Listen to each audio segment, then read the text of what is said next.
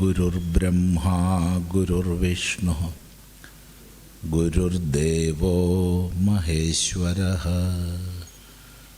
ഗുരുസാക്ഷാത് പരം ബ്രഹ്മ തസ്മൈ ശ്രീ ഗുരവേ നമഃ. ഓം സദാശിവസമാരംഭാം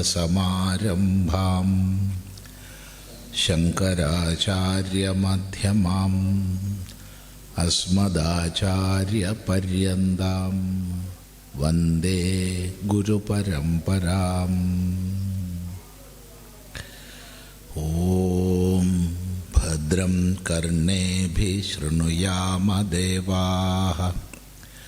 ഭദ്രം പശ്യേമാക്ഷഭിർയജത്രാഃ സ്ഥിരൈരംഗൈസ്തുഷ്ടവാംസസ്തനൂഭിർव्यशेमदेवहितं यदायुः. स्वस्ति न इन्द्रो वृद्धश्रवाः स्वस्ति न पूषा विश्ववेदाः स्वस्ति नस्तार्क्ष्यो अरिष्टनेमि स्वस्ति नो बृहस्पतिर्दधातु. ഓം ശാന്തി ശാന്തി ശാന്തി.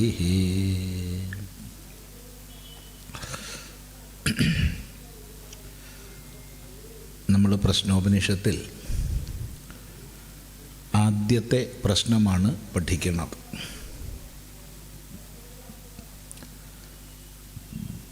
ഒരു വർഷക്കാലം പിപ്പലാദ മഹർഷിയുടെ അരികെ ശ്രദ്ധയോടെ തപസ്സോടെ ബ്രഹ്മചര്യത്തോടെ താമസിച്ച ശേഷം 6 ജിജ്ഞാസുക്കൾ ഗുരുവെ സമീപിച്ച് പ്രശ്നമുന്നയിക്കുകയാണ്. ആ പ്രശ്നങ്ങളും സമാധാനങ്ങളും പഠിക്കുന്ന സമയത്ത് നമുക്ക് മനസ്സിലാവും, ചോദിക്കുന്നത് ഓരോ വ്യക്തിയാണെങ്കിലും കേൾക്കുന്നത് 6 വ്യക്തികളുമാണ്. അതിവിടെ പ്രത്യേകിച്ച് പറഞ്ഞിട്ടില്ല. പക്ഷേ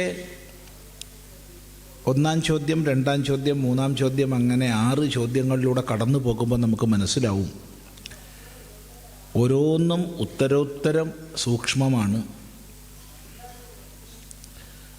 അതുകൊണ്ട് തന്നെ ആദ്യത്തത് എല്ലാവരും കേട്ടിട്ടുണ്ട്. പക്ഷെ ഒരാളെ ചോദിക്കൂ, അതിനുത്തരം പറഞ്ഞ് കഴിഞ്ഞിട്ടാണ് 2-ാമത്തെ ആൾ ചോദിക്കുന്നത്. അങ്ങനെ 1-ാമത്തെ ചോദ്യം, അല്ലയോ ഭഗവാനെ, ഈ പ്രജകളൊക്കെ എവിടെ നിന്നാണ് ഉണ്ടാവുന്നത്? കാര്യപ്രപഞ്ചത്തിൻ്റെ കാരണമെന്ത് എന്ന്. അവിടെ പിപ്പലാദ മഹർഷി പറഞ്ഞു, ഈശ്വരൻ പ്രജാപതി പ്രജാകാമനായി, എന്നുവെച്ചാൽ പ്രജാകാമത്വം പ്രകടമായി. അതിനുശേഷം തപസ്സനുഷ്ഠിച്ചു, എന്നുവെച്ചാൽ സൃഷ്ടിവിഷയകമായ ആലോചനത്തെ ചെയ്തു. തപസ് ചെയ്ത ശേഷം ഇണയെ ഉണ്ടാക്കി. ആ ഇണയാണ് ദ്രവ്യവും ഊർജവും, രയ്യും പ്രാണനും. ഇവയുടെ ചേർച്ച കൊണ്ട് എല്ലാ പ്രജകളും ഉണ്ടാക്കും എന്ന് സങ്കല്പിച്ചു. ഇതാണ് വാസ്തവത്തിൽ ചോദ്യത്തിനുള്ള ഉത്തരം. പറഞ്ഞു കഴിഞ്ഞു. എന്നാൽ പല ദിശകളിലൂടെ അപഗ്രഥിക്കാൻ സഹായിക്കാനും രയി പ്രാണാത്മകമായ ജഗത്തിനെ പരിചയപ്പെടുത്താനും ഇവ രണ്ടും ആപേക്ഷികമാണെന്ന് ഉറച്ചു മനസ്സിലാക്കിപ്പിക്കാനും തുടർന്ന് ഉപദേശിക്കുകയാണ്. ശരിക്കും ചോദ്യത്തിന് ഉത്തരം ഒരു മന്ത്രത്തിൽ കഴിഞ്ഞു. ആ വിശദീകരണത്തിൽ പറയുകയാണ്, സൂര്യൻ പ്രാണനാണ് എങ്കിൽ ചന്ദ്രൻ രയ്യാണ്.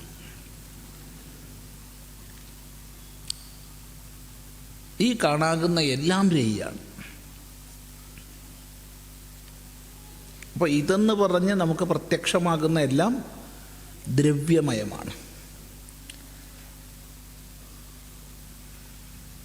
പ്രത്യേകിച്ച് ആകാരത്തോടു കൂടിയിരിക്കുന്നതും അല്ലാത്തതും. ഇപ്പം പ്രത്യേകിച്ച് ആകാരത്തോടു കൂടി ഇരിക്കുന്നു എന്ന് പറയുമ്പോൾ വെള്ളം പ്രത്യേകിച്ച് ആകാരത്തോടു കൂടി ഇരിക്കുന്നതല്ല, പക്ഷേ അതും രൂപമുള്ളതാണ്, അതും ഇത് എന്ന് പറയാവുന്നതാണ്.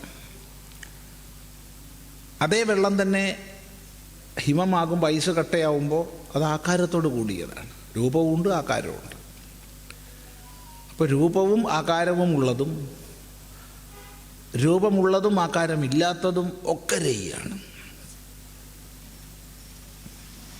ആ രയ്യെ മുഴുവൻ ചൈതന്യവത്താക്കുന്നതാണ് പ്രാണൻ. ഇവ രണ്ടും ആത്യന്തികമല്ല, രണ്ടും പ്രജാപതിയുടെ രണ്ട് ഭാവങ്ങൾ മാത്രമാണ്. ഇതാണ് ഇത്രയും നേരം പഠിച്ചതിൻ്റെ താത്പര്യം. അവിടെ പറഞ്ഞു, തത്വ പ്രബോധം ചെയ്യുന്ന ഋഷി കുറച്ച് കാൽപ്പനിക ദൃഷ്ടിയൊക്കെ ഉള്ള ആളാണെന്ന് പറഞ്ഞു. അതുകൊണ്ട് സൂര്യോദയത്തിൽ പ്രാണോദയത്തെ കാണുകയാണ് ഋഷി. ഒന്നുകൂടി പറയാം, സൂര്യോദയത്തിൽ പ്രാണോദയത്തെ കാണുന്നു. പ്രാണൻ ഉദിക്കുന്നതോ അസ്തമിക്കുന്നതോ അല്ല. സൂര്യൻ ഉദിക്കുന്നതോ അസ്തമിക്കുന്നതോ അല്ലല്ലോ. പക്ഷെ നമ്മുടെ ദൃഷ്ടിയിൽ നമ്മൾ സൂര്യൻ്റെ ഉദയം കാണുന്നുണ്ട്. അപ്പം നമ്മൾ സൂര്യോദയത്തെ കാണുന്നത് സൂര്യോദയമായിട്ടാണ്. ഋഷി സൂര്യോദയത്തെ പ്രാണോദയമായി കാണുന്നു. നോക്കൂ, സയേഷ വൈശ്വാനരോ വിശ്വരൂപ പ്രാണോഗ്നിരുദയത്തെ തദേതത് ഋചാഭ്യുക്തം. സയേഷ വൈശ്വാനരോ വിശ്വരൂപ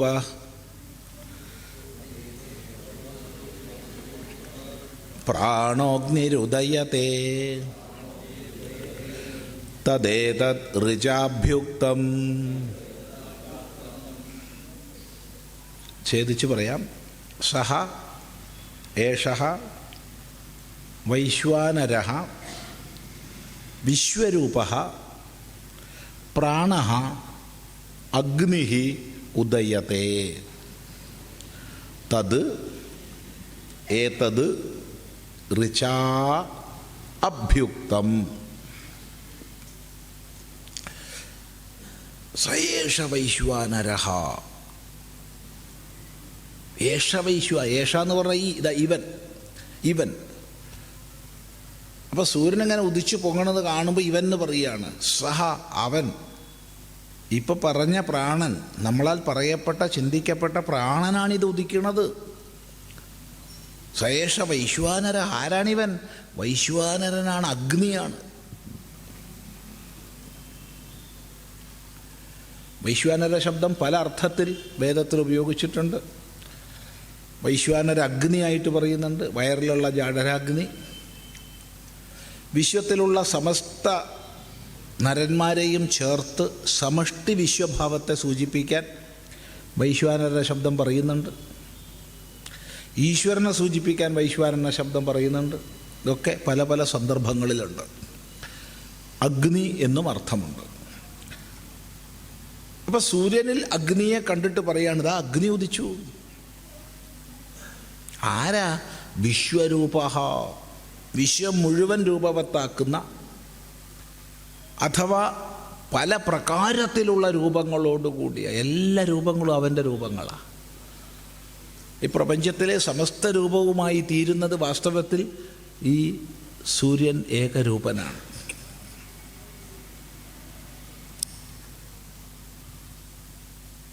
അങ്ങനെയുള്ള സൂര്യനിതാ ഉദിക്കുന്നു. ആരുദിക്കുന്നു? പ്രാണഹ. പ്രാണൻ ഉദിക്കുന്നു. വീണ്ടും പറയുന്നു അഗ്നി ഉദയതേ. അഗ്നി ഉദിക്കുന്നു. അപ്പോൾ ഇതൊക്കെ വൈശ്വാനരഃ വിശ്വരൂപഃ പ്രാണഃ അഗ്നിഃ, 4 പര്യായവാചികളാണ്. അഗ്നിയാണ് ഉദിക്കുന്നത്, പ്രാണനാണ് ഉദിക്കുന്നത്,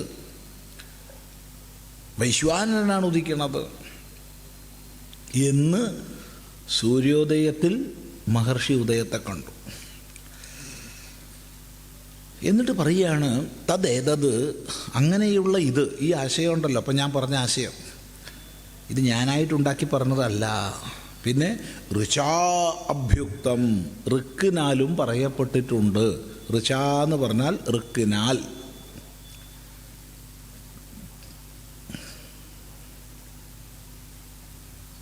ഋച, ഋക്കിനാൽ. ഋക്കെന്ന്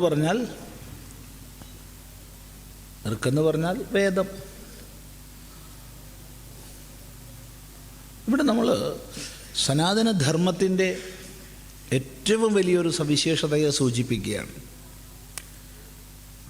ഇത് ഇന്നലെ പെയ്ത മഴയ്ക്ക് ഇന്ന് മുളച്ചതല്ല.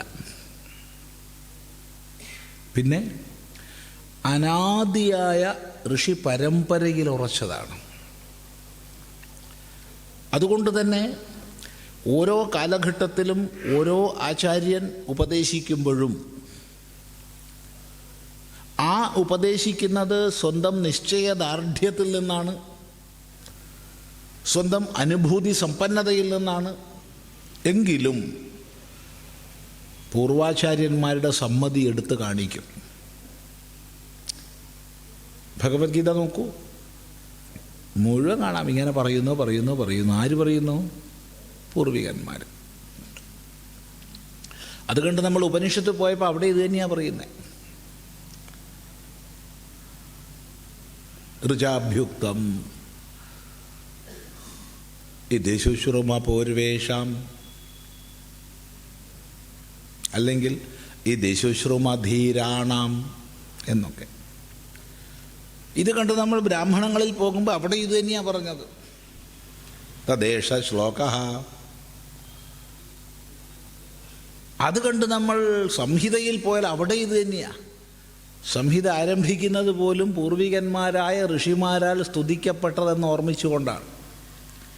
പൂർവേഭിഹി ഋഷിഭിഹി ഈഡ്യഃ, ഒന്നാമത്തെ ഋക്ക് തന്നെ. പറഞ്ഞതിൻ്റെ താല്പര്യം ഈ പറയുന്നതെല്ലാം അനാദിയായ ആചാര്യ പരമ്പര പറഞ്ഞു വെച്ചതാണ്. ഇത് ഇന്നലെ ആരംഭിച്ചതല്ല. ഈ അനാദിയായ ആർഷോപദേശത്തിൽ ഉറച്ചിരിക്കുന്നു എന്നുള്ളതാണ് സനാതനധർമ്മത്തിൻ്റെ ഏറ്റവും വലിയ മഹിമ. ഇതേതെങ്കിലും വ്യക്തിയുടെ കൽപ്പനകളല്ല. ഈ പ്രമാണത്തിന് അനുസൃതമാകുമ്പോൾ വ്യക്തികൾ പറയുന്നതൊക്കെ പ്രാമാണികമാവും. ഇതിന് വിരുദ്ധമാവുമ്പോൾ നമ്മൾ വ്യക്തികൾ പറഞ്ഞതിന് തള്ളും. അതാണ് സനാതനധർമ്മത്തിൻ്റെ മാന്യത. പരമപ്രമാണം വേദമാണെന്നർത്ഥം. ഇവിടെ പറയുന്നു തദ്ദേതത് ഋചാഭ്യുക്തം. എന്താ ഋക്ക് പറയുന്നത്? നോക്കൂ,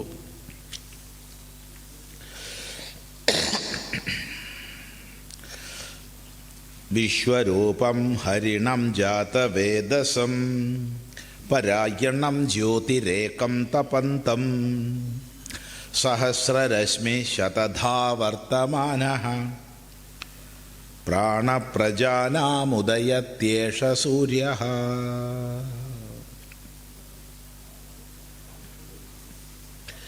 വിശ്വരൂപം ഹരിണം ജാതവേദസം പരായണം ജ്യോതിരേകം തപന്തം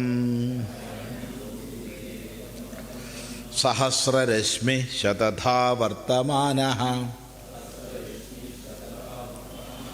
പ്രാണപ്രജാനാമുദയത്യേഷ സൂര്യഃ. ഈ മന്ത്രം വളരെ വിശിഷ്ടമാണ്. ഋഗ്വേദ സംഹിതയിലും അഥർവവേദ സംഹിതയിലും ഒരുപോലെയുള്ള മന്ത്രമാണ് ഈ മന്ത്രം. അഥർവവേദ സംഹിതയിലുമുണ്ട്, ഋഗ്വേദ സംഹിതയിലുമുണ്ട്.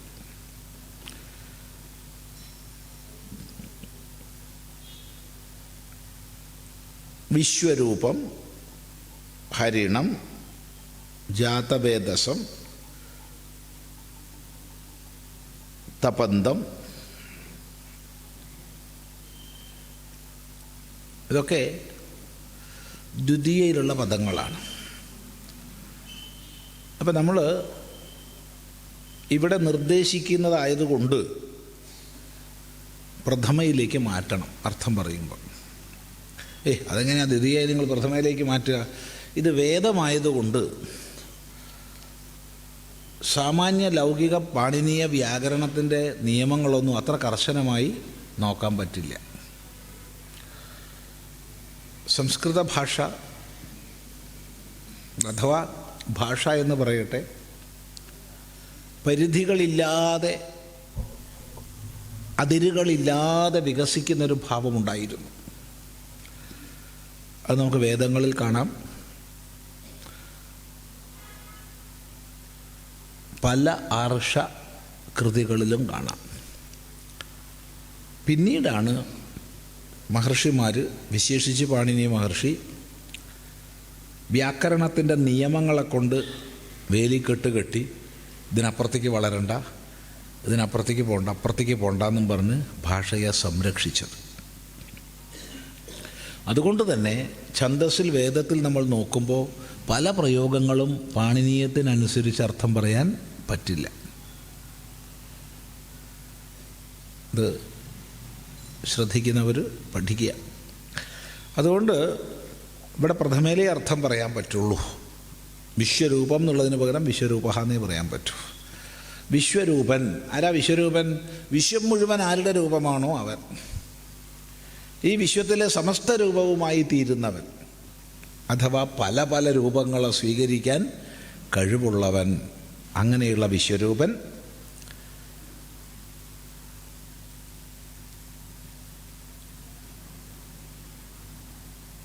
ഹരിണം.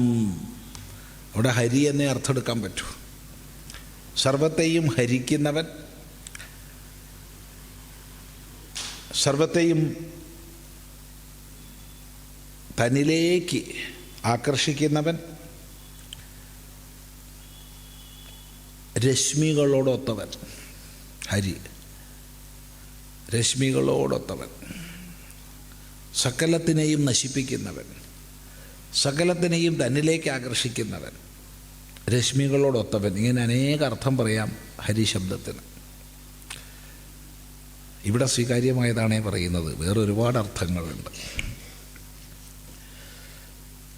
എന്തായാലും ഭഗവാൻ ഭാഷ്യകാരൻ ഇവിടെ പറയുന്നത് രശ്മിബന്ധം എന്നാണ്, രശ്മിയോടൊത്തവനെ.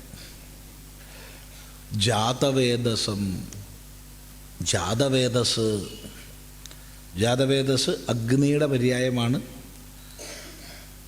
അറിവോടൊത്തവൻ, സകലരുടെ സകല കർമ്മങ്ങളെയും അറിയുന്നവൻ. നമ്മൾ ചെയ്യുന്ന സകല കർമ്മങ്ങളെയും അകത്തും പുറത്തും നിന്ന് നോക്കി കാണുന്നവനാണ് അഗ്നി. സകല കർമ്മസാക്ഷിയാണ് അഗ്നി. സകല കർമ്മസാക്ഷിയാണ് അഗ്നി. അതുകൊണ്ട് അഗ്നി സകലത്തിനെയും അറിയുന്നു. ഇനി വേറൊരർത്ഥത്തിൽ പറഞ്ഞാൽ വേദത്തോടൊപ്പം ജനിച്ചവനാണ് അഗ്നി. വേദത്തിൻ്റെ ഒന്നാമത്തെ മന്ത്രം തന്നെ അഗ്നിപരമാണ്. അഗ്നിമേളേ എന്ന് പറഞ്ഞിട്ടാണ് തുടങ്ങുന്നത്. അതുകൊണ്ട് അഗ്നിയാണ് ജാതവേദസ്. പരായണം, എല്ലാവർക്കും പരമമായ ആശ്രയമായവൻ, എല്ലാവർക്കും പരമമായ ലക്ഷ്യസ്ഥാനമായവൻ. അങ്ങനെ പരായണനായവൻ ആരാ? ജ്യോതിഹി, പ്രകാശസ്വരൂപൻ, ജ്യോതിസ്. എല്ലാത്തിനെയും തപിപ്പിക്കുന്ന ഏകൻ, ഈ പ്രപഞ്ചത്തെ മുഴുവൻ തപിപ്പിക്കുന്ന, ഊർജവത്സലമാക്കുന്ന ഏകൻ. ആരാ? സഹസ്രരശ്മിഹി, 1000 രശ്മികളോടൊത്തവൻ. അവിടെ 1000 എന്നുള്ളത് അനന്തതയെ സൂചിപ്പിക്കുന്നു. അനന്തങ്ങളായ രശ്മികളോടൊത്തവൻ. ശതധാ വർത്തമാനഃ, 100 പ്രകാരത്തിൽ വർത്തിക്കുന്നവൻ. അവിടെ 100 പ്രകാരം എന്ന് പറഞ്ഞാൽ അനേകം പ്രകാരത്തിൽ വർത്തിക്കുന്നവൻ. ഏതെല്ലാം ഭാവത്തിലാണ് സൂര്യൻ വർത്തിക്കുന്നത് നമുക്ക് പറയാൻ വയ്യ. ഇനിയും ഇനിയും ഇനിയും നമുക്ക് കണ്ടെത്തേണ്ടതായിട്ടുണ്ട്. ഈ സൗരയൂഥത്തിലെ സകല ഊർജഭാവങ്ങളുമായി സൂര്യൻ തന്നെയാണ് പരിണമിക്കുന്നത്. അങ്ങനെയെല്ലാമുള്ള സൂര്യ പ്രാണഃ, പ്രാണൻ എല്ലാത്തിനെയും ചേഷ്ടിപ്പിക്കുന്നവനാണ്, പ്രവർത്തിപ്പിക്കുന്നവനാണ്. അങ്ങനെയുള്ള ഏഷ സൂര്യ, ഈ സൂര്യൻ പ്രജാനാം ഉദയതി, പ്രജകൾക്ക് മുമ്പാകെ ഉദിക്കുന്നു. ശ്രദ്ധിക്കുക, പ്രജകൾക്ക് മുമ്പാകെ ഉദിക്കുന്നു. അല്ലാണ്ട് സൂര്യൻ ഉദിക്കണമില്ല, അസ്തമിക്കണമില്ല. സൂര്യൻ എന്ത് ഉദയം, എന്ത് അസ്തമയം? എന്നാൽ പ്രജകൾക്ക് മുമ്പാകെ, ജീവരാശികൾക്ക് മുമ്പാകെ സൂര്യൻ ഉദിക്കുന്നു. ഉദിക്കുമ്പോൾ എല്ലാം ചൈതന്യവത്താകുന്നു. ഇത് സംഹിതയിൽ പറഞ്ഞ മന്ത്രമാണ്. ഈ മന്ത്രത്തെ വെച്ചും കൊണ്ടാണ് കഴിഞ്ഞ മന്ത്രത്തിൽ ഋഷി എന്ത് പറഞ്ഞത്? സൂര്യോദയത്തിൽ പ്രാണോദയം കണ്ടത്. വൈശ്വാനരഃ, വിശ്വരൂപഃ, പ്രാണഃ, അഗ്നി തുടങ്ങിയ പദങ്ങളൊക്കെ കഴിഞ്ഞ മന്ത്രത്തിൽ പറഞ്ഞു. അത് ഞാൻ തോന്നിയോണം പറഞ്ഞൊന്നുമല്ല, സംഹിതയിൽ ഇങ്ങനെ ഉണ്ടെന്ന് ചൂണ്ടിക്കാണിച്ചതാണ്. ഇത് സനാതനധർമ്മത്തിൻ്റെ ഒരു സവിശേഷതയായിട്ട് മനസ്സിലാക്കുക. വ്യക്തമാണല്ലോ, ഇത് മറന്നു പോവരുത്. ഒരു നേരം വിചാരിച്ചിടത്ത് എത്തിയിട്ടില്ല, എന്നാലും തീർക്കാവുന്ന കരാറൊന്നുമില്ലല്ലോ. ഓർമ്മ വരുന്ന പറയാണ്ടും വയ്യ. ഒരു 4-5 വർഷം മുമ്പ് ആശ്രമത്തിൽ 2-3 പേര് വന്നു. സാധാരണ പോലെ സ്നേഹപൂർവ്വം അവരോട് സ്വീകരിച്ചിരുത്തി, ഇരിക്കും, വെള്ളം വല്ലതും കുടിച്ച് വരൂ എന്നൊക്കെ പറഞ്ഞു. അവർ വെള്ളമൊക്കെ കുടിച്ച് വന്നു. അപ്പോൾ അവർ പറഞ്ഞു, ഞങ്ങളൊരു പബ്ലിക്കേഷൻ്റെ, ബുക്ക് പബ്ലിക്കേഷൻ്റെ പ്രവർത്തകരാണ്. ഞങ്ങളിവിടെ വന്നത്, ഞാൻ വിചാരിച്ചു വല്ല പുസ്തകവും, ആശ്രമത്തിൻ്റെ വല്ല പുസ്തകവും റീപ്രിൻ്റ് ചെയ്യാനോ പബ്ലിഷ് ചെയ്യാനോ മറ്റോ ചോദിക്കാനാണെന്ന് വിചാരിച്ചു. സ്വാമിയുടെ ചിദാനന്ദപുരി സ്വാമിയുടെ മൊഴിമുത്തുകൾ ഒരു ഗ്രന്ഥമാക്കാൻ വേണ്ടിയിട്ട് വന്നതാണ്. സ്വാമി അതുകൊണ്ട് സ്വാമിയുടെ കുറേ വാക്കുകൾ തരണം. ഞാൻ പറഞ്ഞു, നിങ്ങൾക്ക് തെറ്റിപ്പോയി. ചിദാനന്ദപുരി സ്വാമിയുടെ ഒരു മൊഴിമുത്തും ഇതുവരെ ഉണ്ടായിട്ടില്ല. സ്വബോധം ഉണ്ടെങ്കിൽ ഇനിയും ഉണ്ടാവില്ല. പൂർവികന്മാരെന്ത് പറഞ്ഞോ അത് ഇന്നത്തെ ഭാഷയിൽ വിവിധ രീതിയിലൊക്കെ മാറ്റി പറയല്ലാണ്ട് പുതുതായിട്ടൊന്നും പറയാൻ എനിക്കറിയില്ല. പഴയത് തന്നെയുള്ളൂ. അപ്പോൾ ഋഷിമാർ പറഞ്ഞ വാക്കുകളെ അടർത്തിയെടുത്ത് അതിനെ മലയാളത്തിലേക്ക് തർജ്ജമ ചെയ്ത് എൻ്റെ വാക്കുകളാണെന്നും പറഞ്ഞിട്ടാൽ എങ്ങനെ ഉണ്ടാവും? അതുകൊണ്ട് നിങ്ങൾ വേറെ വല്ലയിടത്തും പോയിക്കൊള്ളുക, അവിടുന്ന് മൊഴിമുത്തുകൾ കളക്ട് ചെയ്തോളുക, ഇവിടുന്ന് വയ്യ. അതെ, ഇതന്നെയാണ് പറഞ്ഞത്. എനിക്കെന്ത് മൊഴിമുത്താണല്ലേ? ഒരു മൊഴിമുത്തുമില്ല, ഒന്നുമില്ല. എന്ത് പറയാനുണ്ട് അതൊക്കെ പൂർവികന്മാർ ഋഷിമാർ പറഞ്ഞു തന്നിട്ടുണ്ട്. അത് കണ്ടാൽ നമ്മൾ വിനയാന്വിതരാവും. ഇല്ലെങ്കിൽ ഇതൊക്കെ ഞാൻ പറയണമെന്ന് തോന്നും. ഇതാണ് എൻ്റെ സത്യം. ഇതിൽ നിന്ന് ഭിന്നമായിട്ട് നിങ്ങൾ എന്ത് കണ്ടാലും ഞാൻ കൊടുത്തതാണെന്ന് വിചാരിക്കരുത്. ഇത് പറയാൻ കാരണം ഒരു ക്ഷേത്ര കമ്മിറ്റിയുടെ ഉത്സവത്തിൻ്റെ നോട്ടീസിൽ കണ്ടു, പ്രാണികൾക്ക് മുഴുവൻ അഭ്യുദയവും നിശ്രേയസവും ഉണ്ടാവുന്നതിന് എന്താണോ കാരണം അത് ധർമ്മമാണ്. സ്വാമി ചിദാനന്ദപുരി.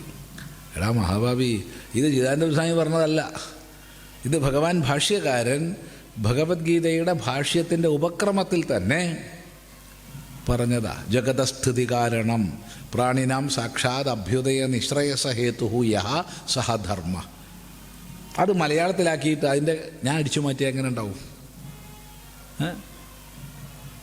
ഒരു ബൗദ്ധികമായ സത്യസന്ധത വേണ്ടേ നമുക്ക്? ചിന്തിക്കുക. അതിരിക്കട്ടെ. അതുകൊണ്ട് ഇത് പൂർവാചാര്യൻ പറഞ്ഞതാണെന്ന് ചൂണ്ടിക്കാണിക്കുന്നതാണ് നമ്മുടെ പാരമ്പര്യം, നമ്മുടെ സംസ്കൃതി. അത് ഓർമ്മിക്കുക. അപ്പം ഈ സൂര്യനെ പ്രാണനായിട്ട് പറഞ്ഞു, വ്യക്തമാണല്ലോ. ഇനി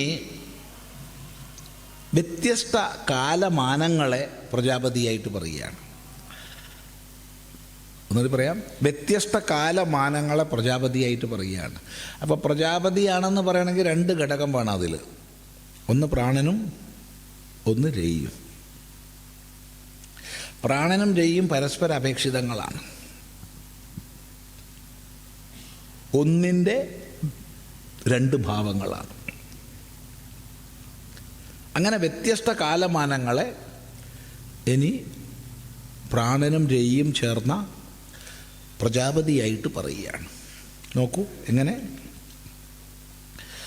സംവത്സരോ വൈ പ്രജാപതി തസ്യായനേ ദക്ഷിണം ചോത്തരം ച തദ്യേഹ വൈ തദിഷ്ടാപൂർത്തേ കൃതമിത്യുപാസത്തെ തേ ചാന്ദ്രമസമേവ ലോകമഭിജയന്തെ ത ഏവ പുനരാവർത്തന്തെ തസ്മാദേത ഋഷയ പ്രജാ കാമാ ദക്ഷിണം പ്രതിപദ്യന്തെ ഏഷഃ വൈ രയിര്യ പിതൃയാണഃ.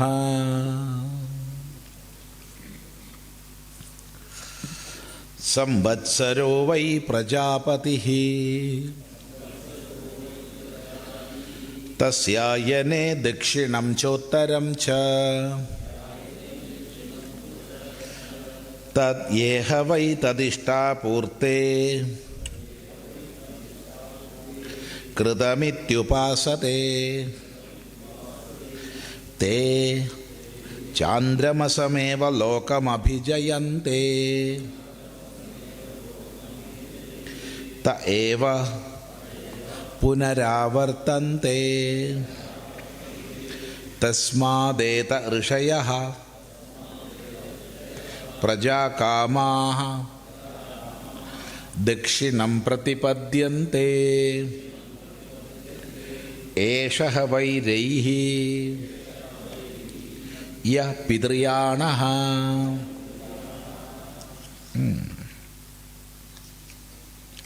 ഇപ്പം ഇവിടെ വ്യത്യസ്ത കാലമാനങ്ങളെ പ്രജാപതി ആയിട്ട് പറയുകയാണ്. പ്രജാപതിയായിട്ട് പറയണമെങ്കിൽ ആ കാലമാനത്തിൽ രണ്ട് ഭാവം വേണം. ഒന്ന് പ്രാണഭാവം, രണ്ട് രയിഭാവം. ദ്രവ്യം ഊർജം, ക്ഷമിക്കണം, ഊർജം ദ്രവ്യം.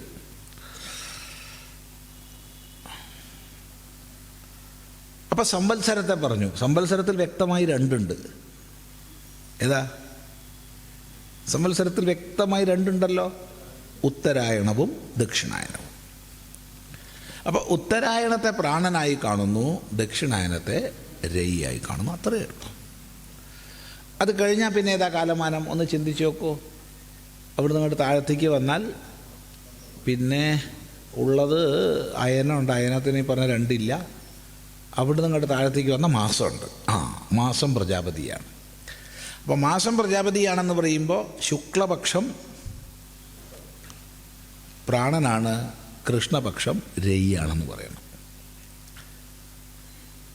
അവിടുന്ന് പിന്നെയും താഴത്തേക്ക് വന്ന മാസം കഴിഞ്ഞ് ആഴ്ചയുണ്ട്, ആഴ്ചയ്ക്ക് ഈ ലക്ഷണമില്ല. പിന്നെയും താഴത്തേക്ക് വന്ന ദിവസമുണ്ട്, ദിവസത്തിന് ഈ ലക്ഷണമുണ്ട്. പകൽ പ്രാണനാണ്, രാത്രി രയിയാണ്.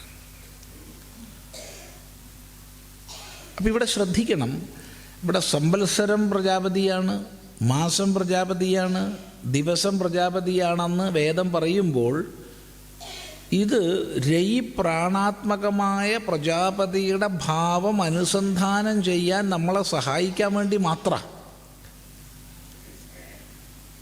അതാണ്, അതല്ല പ്രജാപതി. പ്രജാപതി എന്ന് പറഞ്ഞാൽ ദ്രവ്യവും ഊർജവും ചേർന്ന ഈശ്വരൻ്റെ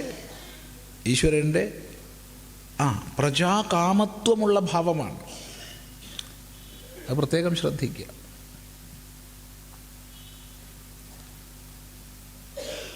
അപ്പം ഇവിടെ വാസ്തവത്തിൽ ഇത്രയേ ഉള്ളൂ. സംവത്സരോ വൈ പ്രജാപതി, സംവത്സരം പ്രജാപതിയാണ്. സംവത്സരം പ്രജാപതിയാണ്. അതെങ്ങനെ? തസ്യ അയനേ ദക്ഷിണം ച ഉത്തരം ച. അതിൻ്റെ അയനങ്ങളാണല്ലോ ദക്ഷിണവും ഉത്തരവും. കഴിഞ്ഞു, അത്രയേ ഉള്ളൂ. ഇതാണ് ഉപദേശം. ഇത് ഉപദേശിച്ചിട്ട് ഇനി അടുത്തതിലേക്ക് പോകേണ്ടതാണ്. എന്താ അടുത്തത്? മാസം പ്രജാപതിയാണ് എന്നുള്ളതാണ് അടുത്തത്.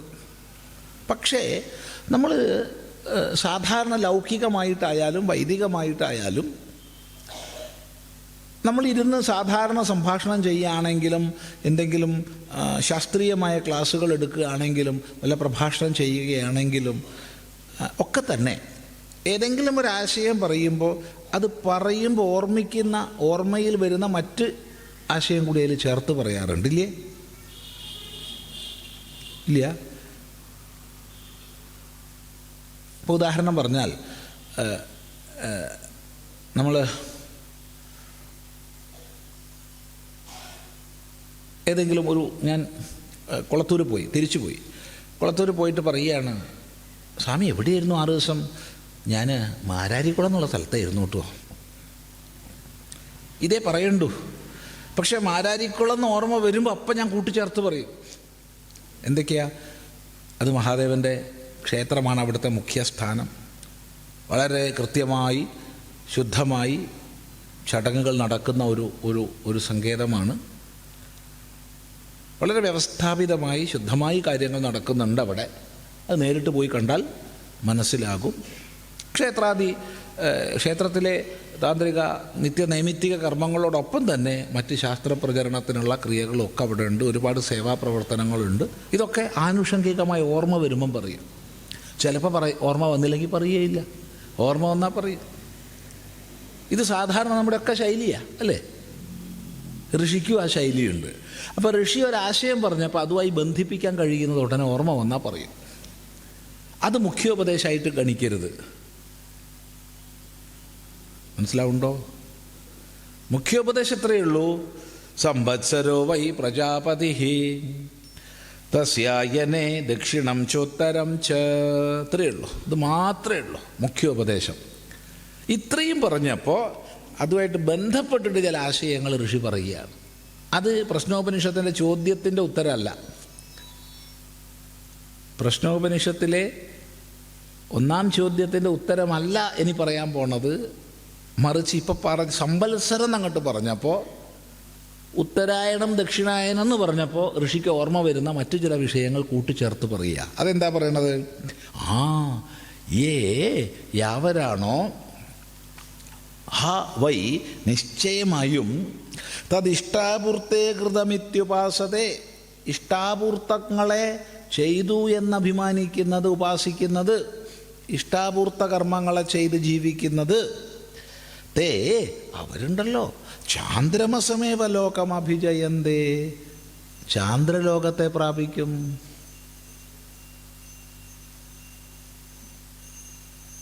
ഒന്നുകൂടി പറയാം. ഈ ഇഷ്ടാപൂർത്തങ്ങളെ ചെയ്ത് കഴിയുന്നവർ, ഉപാസിക്കുന്നവർ ചാന്ദ്രലോകത്തെ പ്രാപിക്കും. എന്താപ്പത്? അവിടെ ഇഷ്ടവും പൂർത്തവും ആദ്യം പരിചയപ്പെടണം. വൈദികമായി 2 തരം സത്കർമ്മങ്ങളുണ്ട്. ഒന്ന് ഇഷ്ടകർമ്മങ്ങൾ, 2 പൂർത്തകർമ്മങ്ങൾ. ഇഷ്ടകർമ്മങ്ങൾ എന്ന് പറഞ്ഞാൽ ഇഷ്ടം ഉള്ളത്, അതായത് അഗ്നിക്രിയ ഉള്ളത്, ഹോമകുണ്ഡം ഉണ്ടാക്കി അതിൽ ചെയ്യുന്നത്. എല്ലാ യാഗങ്ങളും യജ്ഞങ്ങളും അഗ്നിപൂർവകമായി നമ്മൾ ചെയ്യുന്നു, മന്ത്രപൂർവകമായി ചെയ്യുന്നു. അഗ്നിയിലേക്ക് മന്ത്രപൂർവ്വം ഹവിസ്സർപ്പിക്കുന്നു. അങ്ങനെ മന്ത്രപൂർവ്വം ഹവിസ്സർപ്പിക്കുന്ന ക്രിയകളൊക്കെ ഇഷ്ടകർമ്മങ്ങളാണ്. ഇഷ്ടങ്ങളിൽ തന്നെ പല പ്രകാരത്തിൽപ്പെട്ട യാഗവിശേഷങ്ങളുണ്ട്. നിത്യാഗ്നിഹോത്രം മുതൽ വാജപേയം വരെയുള്ള അനേക യാഗങ്ങളുണ്ട്. അനേക സോമയാഗങ്ങൾ ചേരുന്ന അതിരാത്രം, അതുപോലെ വാജപേയം, ഇങ്ങനെ വലിയ വിശിഷ്ടങ്ങളായ യാഗങ്ങളുണ്ട്. എത്ര യാഗവിശേഷങ്ങളാണ്! അതൊക്കെ ഇഷ്ടങ്ങളാണ്. അപ്പം അവ ചെയ്യുന്നു. ചെയ്യേണ്ടതാണ് എന്ന ഭാവനയോടുകൂടി ചെയ്യുന്നു. ആർക്കാരും വേണ്ടി ചെയ്യല്ല, ആരെങ്കിലും കാണിക്കാൻ വേണ്ടി ചെയ്യല്ല. അതാണ് കൃതമിത്യുപാസത എന്ന് പറയുന്നത്. ചെയ്യേണ്ടതാണെന്ന ഭാവനയോടുകൂടി ഉപാസിക്കുന്നു, ചെയ്യുന്നു ഇഷ്ടത്തെ. പിന്നെ പൂർത്തമുണ്ട്. പൂർത്തെന്ന് പറഞ്ഞാൽ ഈ സമൂഹത്തിന് ഗുണകരമാകുന്ന സേവാ പ്രവർത്തനങ്ങൾ ചെയ്യുക.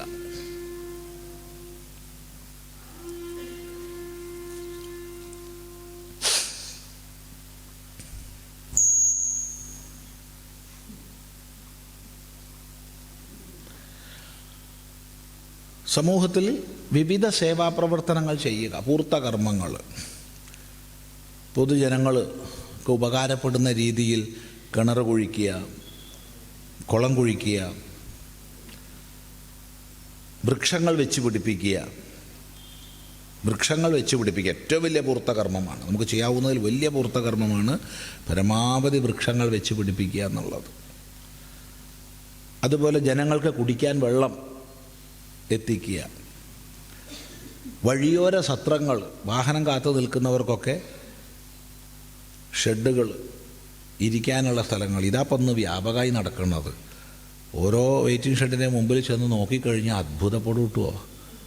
എന്താ സ്വാമി ഇത്ര അത്ഭുതം എന്ന് ചോദിച്ചാൽ, നമ്മളും കുറേയൊക്കെ പണിയെടുപ്പിക്കുന്ന ആളാണ്, പണിയെടുക്കുന്ന ആൾക്കാരാണ്. കെട്ടിടങ്ങളൊക്കെ ഉണ്ടാക്കാനും മറ്റും കുറച്ചൊക്കെ ശീലമുണ്ട്.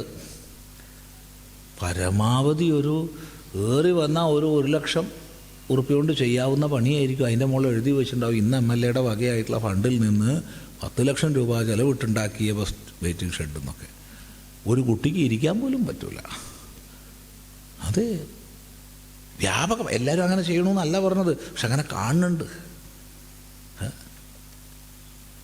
നല്ല ഒന്നാന്തരം ഒരു എന്താ പറയേണ്ടത്, ഈ ഹൈമാസ്റ്റ് ലൈറ്റ് നമ്മൾ ആശ്രമത്തിൻ്റെ വകയായിട്ട് വെച്ചു. നമുക്ക് ആകെ ചിലവായത് 1,80,000 രൂപ അതിന്. അതേ സാധനം നാട് മുഴുവൻ കാണുന്നുണ്ട്. ഇന്ന് MP വകയായിട്ട്, ഇന്ന് MLA വകയായിട്ട് 6 ലക്ഷം ഉറുപ്പ്യ 7 ലക്ഷം ഉറുപ്പ്യൊക്കെ എഴുതി വെച്ച്. എങ്ങനെയാ ഭഗവാനെ അത്? ഇതൊക്കെയാ പൂർത്തകർമ്മങ്ങൾ. ഇതൊക്കെ പൂർത്തകർമ്മങ്ങൾ. ഒന്നും തമാശ പറയാമെന്ന് വിചാരിക്കരുത്.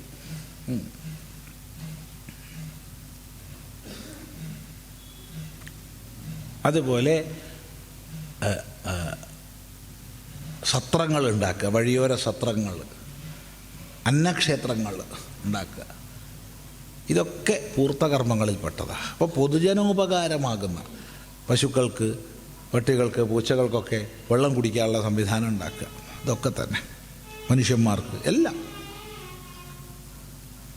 അപ്പോൾ ഇഷ്ടകർമ്മങ്ങളെ പറഞ്ഞു, പൂർത്തകർമ്മങ്ങൾ ഇവയൊക്കെ ചെയ്യേണ്ടതാണ്. ഇഷ്ടകർമ്മവും പൂർത്തകർമ്മവും ഒക്കെ നമ്മൾ ചെയ്യണം ലോകത്തിൽ. പക്ഷേ ഒരിക്കലും കർമ്മത്തിലൂടെ നേടുന്നതല്ല മോക്ഷം.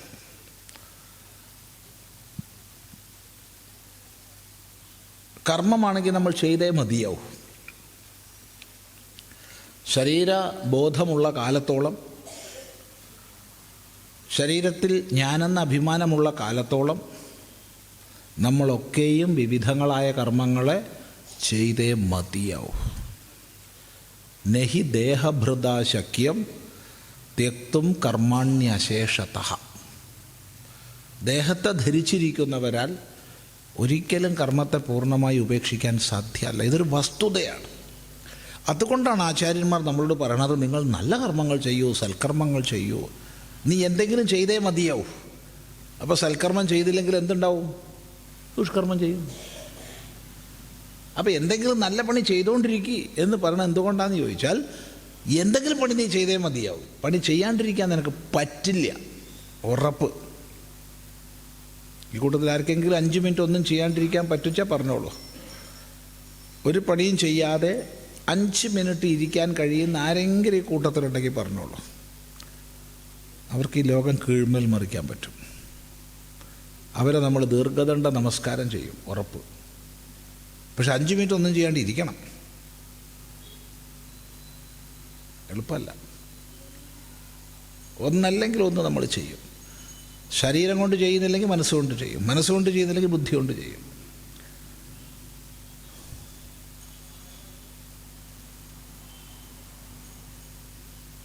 അപ്പോൾ സൽക്കർമ്മങ്ങൾ ചെയ്യണം. ഏതുവരെ ചെയ്യണം? കർമ്മം താനെ കൊഴിഞ്ഞു പോകുന്നത് വരെ ചെയ്യണം. കർമ്മം കൊഴിഞ്ഞുപോയി പാരമാർത്ഥിക സന്യാസനിഷ്ഠയിൽ ഉറച്ചു, ബ്രഹ്മനിഷ്ഠയിൽ ഉറച്ചു, ഇനി അവന് കർമ്മങ്ങൾ ഇല്ല. പക്ഷെ അതുവരെ കർമ്മങ്ങൾ ചെയ്തേ മതിയാവും. ഈ കർമ്മങ്ങളെയാണ് ഇഷ്ടകർമ്മങ്ങളും പൂർത്തകർമ്മങ്ങളും എന്ന സത്കർമ്മങ്ങളുടെ വിഭാഗത്തിൽ പറഞ്ഞത്. ഈ സത്കർമ്മങ്ങളാകുന്ന ഇഷ്ടാപൂർത്ത കർമ്മങ്ങളെ ചെയ്തുകൊണ്ട് കഴിഞ്ഞാലോ തേ ചന്ദ്രമസമേവ ലോകമഭിജയന്തേ, അവർ ചന്ദ്രലോകത്തെ പ്രാപിക്കുന്നു. ചന്ദ്രലോകം എന്നുള്ളതിനാൽ പറയപ്പെടുന്ന സ്വർഗത്തെ പ്രാപിക്കുന്നു. സ്വർഗലോകം അവർക്കുള്ളതാണ്. ആർക്ക്? സത്കർമ്മങ്ങൾ ചെയ്യുന്നവർക്ക്. പക്ഷേ സ്വർഗലോകം ശാശ്വതമാണോ? ഒരിക്കലുമല്ല. അവിടെ എത്തിച്ചേരാൻ കാരണമായ പുണ്യം തീരുന്നത് വരെ മാത്രമേ അവിടെ ഇരിക്കാൻ പറ്റൂ. അതുകൊണ്ട് പറയുകയാണ് തയേവ പുനരാവർത്തന്തേ, അവർ തിരിച്ചു വരുന്നു. എപ്പോൾ തിരിച്ചു വരുന്നു? നാകസ്യ പൃഷ്ഠേതേ സുഹൃതേനു ഭൂത്വാ ഇമം ലോകം ഹീനതരം വാവിശന്തി എന്ന് ഉപനിഷത്ത് പറയുന്നുണ്ട്. സ്വർഗത്തിൻ്റെ ഉപരിതലത്തിൽ സുഖങ്ങളൊക്കെ അനുഭവിച്ച ശേഷം ഈ മനുഷ്യലോകത്തെയോ ഇതിനേക്കാൾ കീഴ്പ്പെട്ടുള്ളതിനെയോ പ്രാപിക്കുന്നു. മനുഷ്യലോകത്തെ കിട്ടുന്ന ഉറപ്പൊന്നുമില്ല. സ്വർഗത്ത് പോയി കഴിഞ്ഞാൽ അവിടുന്ന് ഓവർ ഡ്രാഫ്റ്റായി പോയിട്ടുണ്ടെങ്കിൽ, കടക്കാരനായി പോയിട്ടുണ്ടെങ്കിൽ ഇതിനേക്കാൾ കീഴ്പ്പെട്ടുള്ളതിനെ പ്രാപിക്കണം. കാരണം അവിടെ പുതിയ കർമ്മം ചെയ്ത് പുണ്യം സമ്പാദിക്കാനൊരു വകുപ്പുമില്ല. ഉള്ളത് ഉപയോഗിച്ച് തീർക്കാനേ വകുപ്പുള്ളൂ.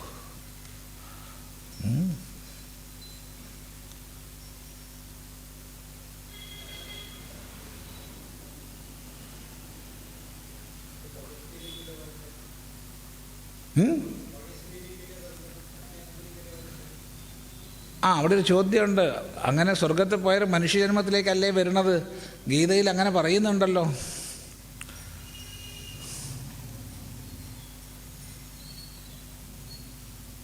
എന്താ ഗീതയിൽ പറയുന്നത്? പുണ്യക്ഷയത്തിൽ വീണ്ടും മനുഷ്യലോകത്തിൽ ജനിക്കുന്നു എന്ന് പറയുന്നുണ്ട്. ഉറപ്പൊന്നുമില്ല. അത് ഭഗവാൻ ഒന്ന് നമ്മളെ സമാധാനിപ്പിക്കാൻ വേണ്ടി പറഞ്ഞതാ. സ്വർഗത്തുനിന്ന് പുണ്യമൊക്കെ തീർന്നാൽ മനുഷ്യനാവും എന്ന് നമ്മളെ സമാധാനിപ്പിക്കാൻ വേണ്ടി പറഞ്ഞതാണ്. പിന്നെ സത്യം എന്താ? സത്യം ഇതിനേക്കാൾ താഴോട്ടുള്ളതിനെയോ പ്രാപിക്കുന്ന ഇമം വാ ഹീനതരം വാ വിശന്തി.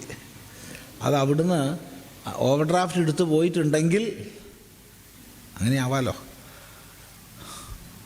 ഈ പുതിയ പുണ്യം സമ്പാദിക്കാനുള്ള വകുപ്പുണ്ടെങ്കിൽ തരക്കേടില്ല, അതവിടെ ഇല്ല.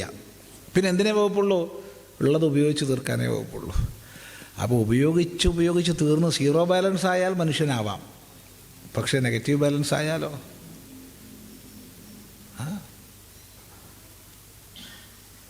ഈ ബാങ്കൊക്കെ നമുക്ക് അക്കൗണ്ടിൽ നിന്ന് ഡെബിറ്റ് കാർഡ് ഉപയോഗിച്ച് വിഡ്രോ ചെയ്താൽ പ്രശ്നമല്ല. പക്ഷേ കറണ്ട് അക്കൗണ്ട് അനുവദിക്കുകയും ആ കറണ്ട് അക്കൗണ്ടിൽ ഓവർ ഡ്രാഫ്റ്റ് ഫെസിലിറ്റി തരികയും ചെയ്താൽ പൊട്ടു. കാരണം നമ്മൾ അറിയില്ല കടം എടുക്കണത്. കടം എടുത്തു പോയി കഴിഞ്ഞാലോ അത് തിരിച്ചടച്ചേ മതിയാവും, ഒരു സംശയവുമില്ല. ഇമം വാ ഹീനതരം വാ വിശന്തി എന്ന് പറഞ്ഞു. ശരി. തസ്മാത് അതുകൊണ്ട് ഏതേ ഋഷയ, ഈ ഋഷിമാർ തത്വദർശികൾ ആരാ? പ്രജാകാമാഹ, പ്രജകളെ കാമിക്കുന്നവർ. എനിക്ക് സന്താനം വേണം, ഈ ലോകം വേണം, മക്കൾ വേണം, മക്കൾ വേണം എന്നൊക്കെ ആഗ്രഹിക്കുന്നവർ. എന്തിനാ പ്രജകളെ കാമിക്കുന്നത്? പുത്രേണ അയം ലോകോ ജയ്യ, മക്കളെ കൊണ്ട് വേണം ഈ ലോകം ജയിക്കാൻ. അപ്പോൾ ഈ ലോകം ജയിക്കണം എന്ന് ആഗ്രഹമുള്ളവർക്ക് മക്കളെ ആഗ്രഹിക്കും. തസ്മാത് ഏത ഋഷയ, ഈ ഋഷിമാർ. ഏത് ഋഷിമാർ? പ്രജാകാമാഹ, പ്രജകളെ സന്താനങ്ങളെ കാമിക്കുന്നവർ, ഈ ലോകത്തിൻ്റെ തലത്തിൽ ജീവിക്കുന്നവർ, സദ്ധർമ്മം അനുഷ്ഠിക്കുന്നവർ, സത്കർമ്മങ്ങൾ അനുഷ്ഠിക്കുന്നവർ. അങ്ങനെയുള്ളവർ ദക്ഷിണം പ്രതിപദ്യന്തേ, ദക്ഷിണായനത്തെ പ്രാപിക്കുന്നു. ദക്ഷിണായനം എന്ന് പറയുമ്പോൾ പുണ്യകർമ്മങ്ങളെ ചെയ്ത്, സൽക്കർമ്മങ്ങളെ ചെയ്ത്, യജ്ഞങ്ങളെ, യാഗങ്ങളെ, ഹോമങ്ങളെ ചെയ്ത്, മറ്റ് സമൂഹത്തിൽ ധാരാളം സേവാപ്രവർത്തനങ്ങളെയും സൽക്കർമ്മങ്ങളെയും ചെയ്ത് അതിൻ്റെ ഫലമായി പുണ്യം സമ്പാദിച്ച് ആ പുണ്യത്തിലൂടെ സ്വർഗലോകത്തെ പ്രാപിക്കാൻ കാരണമാകുന്ന ഗതിയാണ് ചാന്ദ്രഗതി. ചാന്ദ്രഗതിയുടെ മറ്റൊരു പേരാണ് ദക്ഷിണായനം. അതിൻ്റെ മറ്റൊരു പേരാണ് പിതൃയാണം. ഒക്കെ പര്യായങ്ങളാണ്. ദക്ഷിണം പ്രതിപദ്യന്തേ, ദക്ഷിണത്തെ പ്രാപിക്കുന്നു. ഏഷഹ വൈ രൈഹി, ഇത് രൈയാണ്. യ പിതൃയാണഃ, പിതൃയാണം രൈയാണ്. ദക്ഷിണായനം രൈയാണ് എന്ന് പറഞ്ഞു. അപ്പം എല്ലാവരും ഇങ്ങനെ തന്നെയാണോ? അല്ല. പിന്നെങ്ങനെയാ? നോക്കൂ. അധോത്തരേണ തപസാ ബ്രഹ്മചര്യേണ ശ്രദ്ധയാ വിദ്യയാ ആത്മാനമന്വിഷ്യ ആദിത്യമഭിജയന്തേ. ഏതദ്വൈ പ്രാണാനാമായതനം ഏതദമൃതമഭയമേതത് പരായണം ഏതസ്മാന പുനരാവർത്തന്തെ ഇത്യേഷ നിരോധഃ തദേശ ശ്ലോകഃ. നോക്കൂ. അധോത്തരേണ തപസാ ബ്രഹ്മചര്യേണ ശ്രദ്ധയാ വിദ്യയാ ആത്മാനമന്വിഷ്യ ആദിത്യമഭിജയന്തേ. ഏതദ്വൈ പ്രാണാനാമായതനം ഏതദമൃതമഭയം ഏതത് പരായണം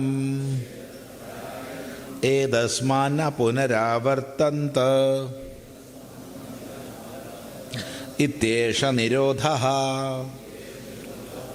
തദേശ ശ്ലോകഃ. അനന്തരം അപ്പോൾ ഇഷ്ടാപൂർത്ത കർമ്മങ്ങളെ ചെയ്ത് ദക്ഷിണായനത്തെ പ്രാപിച്ച് സ്വർഗത്തിലെത്തുകയും പുണ്യക്ഷയത്തിൽ തിരിച്ചു വരികയും ചെയ്യുന്ന ദക്ഷിണായന ഗതി പറഞ്ഞു. ഇതല്ലാതെ വേറൊരു ഗതിയുണ്ട്. അതെന്താണ്? ഉത്തരായണ ഗതി. ഉത്തരത്തിലൂടെ എന്ന് പറഞ്ഞാൽ ഉത്തരായണത്തിലൂടെ പോകുന്ന ഒരു ഗതി. ഇത് വളരെ ശ്രദ്ധിക്കണം. ഇത് രണ്ടും ജീവൻ മുക്തിയല്ല. ഉത്തരായണഗതിയെ വേണമെങ്കിൽ കർമ്മമുക്തി എന്ന് പറയാം. അതായത് ബ്രഹ്മലോകത്തെ പ്രാപിച്ച് ബ്രഹ്മാവിനോടുകൂടെ മുക്തരാക്കുന്നു എന്നുള്ളതാണ് ഉത്തരായണം അഥവാ സൗരഗതി അഥവാ ബ്രഹ്മലോകപ്രാപ്തി.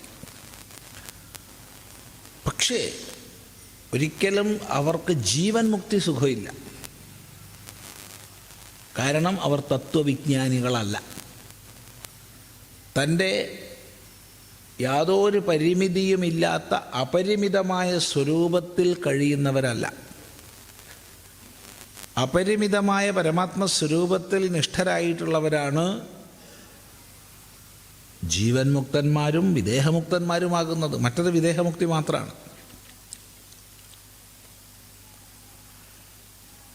വളരെ ശ്രദ്ധിക്കുക. അപ്പം അതോ ആ മോക്ഷമോ? അതിപ്പോൾ ഇവിടെ പറയുന്നില്ല. പ്രശ്നോപനിഷത്തിൽ പറയുന്നില്ലേ? സൂചിപ്പിക്കുന്നുണ്ട്. 5-ാം പ്രശ്നത്തിലൊക്കെ എത്തുമ്പോൾ പരമമായ മോക്ഷത്തെക്കുറിച്ച് സൂചിപ്പിക്കുകയെ പ്രശ്നോപനിഷത്ത് ചെയ്യുള്ളൂ. ഇതൊക്കെ ലൗകിക വിഷയങ്ങളാണ് ചർച്ച ചെയ്യുന്നത്. ലോകത്തെ സംബന്ധിക്കുന്ന വിഷയങ്ങളാണ് വ്യക്തമായും 4 പ്രശ്നങ്ങളിൽ ചർച്ച ചെയ്യുന്നത്. 5ഉം 6ഉമാണ് കുറച്ചും കൂടി ഒന്ന് പരമാത്മ വിഷയത്തിലേക്ക് എത്തുന്നത്. ശ്രദ്ധിക്കുക. മോക്ഷം കിട്ടേണ്ടതല്ല, മോക്ഷം നേടേണ്ടതല്ല. മോക്ഷം കിട്ടിയാലോ? കിട്ടിയ മോക്ഷം പോവും. കാരണം കിട്ടണതൊക്കെ പോവും. മോക്ഷം സ്വരൂപമാണ്, മോക്ഷം സിദ്ധമാണ്. സ്വയം സിദ്ധമായ മോക്ഷത്തെക്കുറിച്ചുള്ള തിരിച്ചറിവാണ് മുക്തി. അല്ലാതെ അത് എന്തെങ്കിലും ചെയ്ത് നേടേണ്ടതല്ല. ചെയ്തു നേടുന്നത് പരമാവധി ബ്രഹ്മലോകം വരെയാണ്. ശ്രദ്ധിക്കുക. അപ്പോൾ ആ ബ്രഹ്മലോകപ്രാപ്തിയെയാണ് പറയുന്നത് അധോത്തരേണ. ഉത്തരത്തിലൂടെ, ഉത്തരായണത്തിലൂടെ പോകുന്നു. എങ്ങനെയാണ് സാധിക്കുക? തപസാ ബ്രഹ്മചര്യേണ ശ്രദ്ധയാ വിദ്യയാ ആത്മാനമന്വേഷ്യ. ആത്മാനം വിജ്ഞായ എന്ന് പറഞ്ഞിട്ടില്ല, ആത്മസാക്ഷാത്കാരത്തിലൂടെ എന്ന് പറഞ്ഞിട്ടില്ല. ആത്മസാക്ഷാത്കാരത്തിൽ എത്തിക്കഴിഞ്ഞാൽ പിന്നെ അവന് ബ്രഹ്മലോകവും വേണ്ട, അവന് ചന്ദ്രലോകവും വേണ്ട, ഒന്നും വേണ്ട. അവൻ മുക്തനാണ്, അവൻ കൃതാർത്ഥനാണ്. അപ്പോൾ ഒരാൾ വന്ന് പറയും, നിന്നെ ഞാൻ ബ്രഹ്മലോകത്ത് കൊണ്ടുപോവാം, സന്തോഷം. നിന്നെ ഞാൻ ചന്ദ്രലോകത്ത് കൊണ്ടുപോവാം, സന്തോഷം. നിന്നെ ഞാൻ എങ്ങോട്ടും കൊണ്ടുപോകണില്ല, അതിനേക്കാൾ സന്തോഷം. കാരണം ഞാൻ ഇവിടെ തന്നെ മുക്തനാണ്, പിന്നെന്താ? അത് അത് അത് ജീവൻ മുക്തൻ്റെ പരമാവസ്ഥയാണ്. അത് ഈ പറഞ്ഞ ദക്ഷിണായനമല്ല, ഉത്തരായണമല്ല. ദക്ഷിണായനവും ഉത്തരായണവും ഒക്കെ ആപേക്ഷികങ്ങളാണ്. ജീവൻ മുക്തി നിരപേക്ഷമാണ്. അത് തൻ്റെ പൂർണ്ണാത്മസ്വരൂപത്തിലുള്ള വർത്തനമാണ്. അഹം ബ്രഹ്മാസ്മി എന്നുള്ള ആ ബോധതലത്തിലുള്ള വർത്തനമാണ്. വ്യത്യാസം ശരിക്കും മനസ്സിലാക്കണം. ഏതായാലും പറയുകയാണ് തപസാ, തപസ് കൊണ്ട്. നമ്മൾ നേരത്തെ തപസ് എന്താണെന്ന് ചിന്തിച്ചിട്ടുണ്ട്, അതുകൊണ്ട് വീണ്ടും പറയുന്നില്ല. ബ്രഹ്മചര്യേണ, ബ്രഹ്മചര്യം കൊണ്ട്, അതും നേരത്തെ ചർച്ച ചെയ്തതാണ്. ശ്രദ്ധയാ, അതും നേരത്തെ ചർച്ച ചെയ്തതാണ്. ചുരുക്കി പറഞ്ഞാൽ ഇന്ദ്രിയ മനസ്സുകളുടെ പരിപൂർണ നിയന്ത്രണവും ബ്രഹ്മചര്യ പാലനവും ശ്രദ്ധയും. ഇവിടെ ബ്രഹ്മചര്യത്തെ പറ്റി പറയുമ്പോൾ ഏറ്റവും ഉയർന്ന ബ്രഹ്മനിഷ്ഠ തന്നെയാണ് ബ്രഹ്മചര്യം. അതിവിടെ എടുക്കണ്ട. കാരണം ഇത് ബ്രഹ്മലോക ഗതിയാണ്, ജീവൻ മുക്തിയല്ല. പിന്നെ ബ്രഹ്മചര്യം എന്ന് പറഞ്ഞാൽ വേദം പഠിക്കുക, ഗുരുസേവ ചെയ്ത് ശാസ്ത്രസ്വാധ്യായം ചെയ്യുക, ഇന്ദ്രിയങ്ങളെ പൂർണ്ണമായി നിയന്ത്രിക്കുക, സ്ത്രീ പുരുഷാദി ഭേദവ്യവഹാരം ചെയ്യാതിരിക്കുക, മൈഥുനം സമാചരിക്കാതിരിക്കുക എന്നർത്ഥം. ഇനിയും ബ്രഹ്മചര്യത്തിന് വീര്യരക്ഷണം എന്നും അർത്ഥമുണ്ട്. ഇങ്ങനെ അനേക അർത്ഥങ്ങളുണ്ട്. ഇതിൽ ഈ പറഞ്ഞ എല്ലാ ബ്രഹ്മചര്യവും സ്ത്രീക്കും പുരുഷനും ഒരുപോലെയുണ്ട്. എന്നാൽ തെറ്റിദ്ധരിക്കരുത്, വളരെ ശ്രദ്ധിക്കുക. വീര്യരക്ഷണം എന്ന ബ്രഹ്മചര്യം പുരുഷന്മാർക്ക് മാത്രമേ ഉള്ളൂ, സ്ത്രീകൾക്കില്ല. അധോത്തരേണ തപസാ ബ്രഹ്മചര്യേണ ശ്രദ്ധയാ വിദ്യയാ ആത്മാനമന്വേഷ്യ ആദിത്യമഭിജയന്തേ. തപസ്, ബ്രഹ്മചര്യം, ആ ബ്രഹ്മചര്യത്തെയാണ് പറഞ്ഞുകൊണ്ടിരുന്നത്. ബ്രഹ്മചര്യം പരമമായ അർത്ഥത്തിൽ ബ്രഹ്മനിഷ്ഠയാണ്. അതിന് താഴേക്കൊന്ന് ഇറങ്ങി വന്ന് പറഞ്ഞാൽ വേദം പഠിക്കുക, ഗുരുസേവ ചെയ്ത് ജീവിക്കുക, വേദം പഠിക്കുന്നതിന് ഉചിതമായ ജീവിതക്രമം പാലിക്കുക. ഒന്നും കൂടി ഇറങ്ങി വന്ന് പറഞ്ഞാൽ ഇന്ദ്രിയങ്ങളെ പരിപൂർണമായി സംയമിക്കുക. ഒന്നും കൂടി ഇറങ്ങി വന്ന് പറഞ്ഞാൽ സ്ത്രീ പുരുഷാദി ഭേദവ്യവഹാരങ്ങളെ ചെയ്യാതിരിക്കുക. ഒന്നും കൂടി ഇറങ്ങി വന്ന് പറഞ്ഞാൽ വീര്യരക്ഷണം. ഇത്രയുമാണ് ബ്രഹ്മചര്യത്തിന് സാമാന്യമായ അർത്ഥം. ഈ പറഞ്ഞ എല്ലാ ബ്രഹ്മചര്യങ്ങളും സ്ത്രീക്കും പുരുഷനും ഒക്കെ ആവാം. എന്നാൽ വീര്യരക്ഷണം എന്ന ബ്രഹ്മചര്യം സ്ത്രീക്കില്ല, അത് പുരുഷന് മാത്രമേ ഉള്ളൂ. ബാക്കിയെല്ലാം എല്ലാവർക്കും സമമാണ്. പിന്നെ ശ്രദ്ധയ, ഗുരുശാസ്ത്രവാക്യങ്ങളിലുള്ള സത്യത്വ ബുദ്ധിയാണ് ശ്രദ്ധ. അങ്ങനെ ശ്രദ്ധയോടുകൂടി വിദ്യയാ, വിദ്യയിലൂടെ, ശാസ്ത്രസ്വാധ്യായത്തിലൂടെ, അനുസന്ധാനത്തിലൂടെ, ആത്മാനമന്വേഷ്യ, തൻ്റെ സ്വരൂപത്തെ അന്വേഷിച്ച്, താൻ ആര് എന്നത് അന്വേഷിച്ച്, ആദിത്യമഭിജയന്തേ, ആദിത്യനെ, സൂര്യനെ ജയിക്കുന്നു, പ്രാപിക്കുന്നു. സൂര്യൻ എന്നുള്ളത് കൊണ്ട് അവിടെ ഉദ്ദേശിക്കുന്നത് സൗരഗതി, ബ്രഹ്മലോകഗതി, ഉത്തരായണം, അതാണ്. ഏതദ്വൈ പ്രാണാനാമായതനം, ഇത് പ്രാണങ്ങളുടെ ആയതനമാണ്, ആശ്രയമാണ്, അധിഷ്ഠാനമാണ്. പലതായി വിഭക്തമായി ഈ പ്രപഞ്ചത്തിലെ സകല പ്രാണങ്ങളുമായും പിരിഞ്ഞിരിക്കുന്നതിൻ്റെ മൂലസ്രോതസ്സാണ് ഈ സൂര്യൻ, ഈ ഉത്തരായണം. ഇത് അമൃതമാണ്, അഭയമാണ്. അവിടെ ഒരു പദം ചിലപ്പോൾ നമുക്കൊരു തെറ്റിദ്ധാരണ വരുത്താം. ഇത് അമൃതമാണെന്ന് പറയുമ്പോൾ ഇതാണോ പരമമായ മോക്ഷം എന്ന് ചോദ്യം വരും. മറുപടി, ബ്രഹ്മലോകം വാസ്തവത്തിൽ അമൃതം തന്നെയാണ്. പക്ഷേ വേദാന്തം ഉപദേശിക്കുന്ന പരമമോക്ഷം അതല്ല. എന്തുകൊണ്ടെന്നാൽ വേദാന്തം ഉപദേശിക്കുന്ന പരമമായ മോക്ഷം ജീവൻ മുക്തിയോടുകൂടിയതാണ്. അത് മരണാനന്തരം നേടേണ്ടതല്ല. അത് ബ്രഹ്മലോകപ്രാപ്തിയല്ല. അത് ക്രമമുക്തിയല്ല. അത് ജീവൻ മുക്തിയാണ്. അപ്പം ഇവിടെ അമൃതം എന്ന് പറഞ്ഞത്, അമൃതം എന്ന് പറഞ്ഞാൽ ഒരു തെറ്റുമില്ല. ബ്രഹ്മലോകപ്രാപ്തൻ വീണ്ടും പുനർജനിക്കുന്നില്ല എന്നുള്ളത് കൊണ്ട് അത് അമൃതമാണ്, അഭയമാണ്. നമ്മളെയൊക്കെ ഏറ്റവും അധികം ഭയപ്പെടുത്തുന്നത് മരണമാണല്ലോ. അപ്പം മരണം അതിക്രമിച്ചു, മരണമില്ലാതായി എന്ന് പറഞ്ഞാൽ ഭയം ഇല്ലാതായി, അഭയം. ഏതസ്മാന്ന പുനരാവർത്തന്തേ, ഇതിൽ നിന്ന് പിന്നെ തിരിച്ചു വരുന്നില്ല. അതുകൊണ്ട് ഇത് പരായണമാണ്, പരമമായ ആശ്രയസ്ഥാനമാണ്, ലക്ഷ്യസ്ഥാനമാണ്.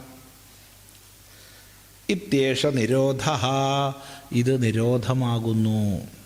എന്തിൻ്റെ നിരോധം? ജനന മരണങ്ങളുടെ ആവർത്തനത്തിൻ്റെ നിരോധമാകുന്നു ഉത്തരായണം. അപ്പോൾ രണ്ട് ഗതികളെ പറഞ്ഞു. ഒന്ന്, പുണ്യകർമ്മങ്ങളെ ചെയ്ത് ഇഷ്ടാപൂർത്ത കർമ്മങ്ങളെ ചെയ്ത് ചന്ദ്രലോകത്തെ പ്രാപിക്കുന്നു, സ്വർഗത്തെ നേടുന്നു. അത് ചാന്ദ്രഗതി, പുനരാവൃത്തിയോട് കൂടിയത്. മറ്റൊന്ന്, ശ്രദ്ധയാ വിദ്യയാ തപസാ ബ്രഹ്മചര്യേണ ആത്മാനമന്വേഷ്യ ആദിത്യലോകം. അത് സൗരലോകം, അത് ബ്രഹ്മലോകം, പിന്നെ പുനരാവൃത്തി ഇല്ല. ഇങ്ങനെ രണ്ട് മാർഗങ്ങളെ ഇവിടെ സൂചിപ്പിച്ചു. എന്നിട്ട് പറയുകയാണ്, തദ്ദേശ ശ്ലോക, ഈ അർത്ഥത്തിൽ ശ്ലോകമുണ്ട്, മന്ത്രമുണ്ട്. ഞാനീ പറഞ്ഞത് ഞാൻ മാത്രം പറഞ്ഞതല്ല, പിന്നെ ഈ അർത്ഥത്തിൽ വേദമന്ത്രമുണ്ട്, സംഹിതയിലുണ്ട് എന്ന് പറയുകയാണ്. എന്താണ് ആ സംഹിതാ മന്ത്രം? അത് നമുക്ക് നാളെ ശ്രദ്ധിക്കാം.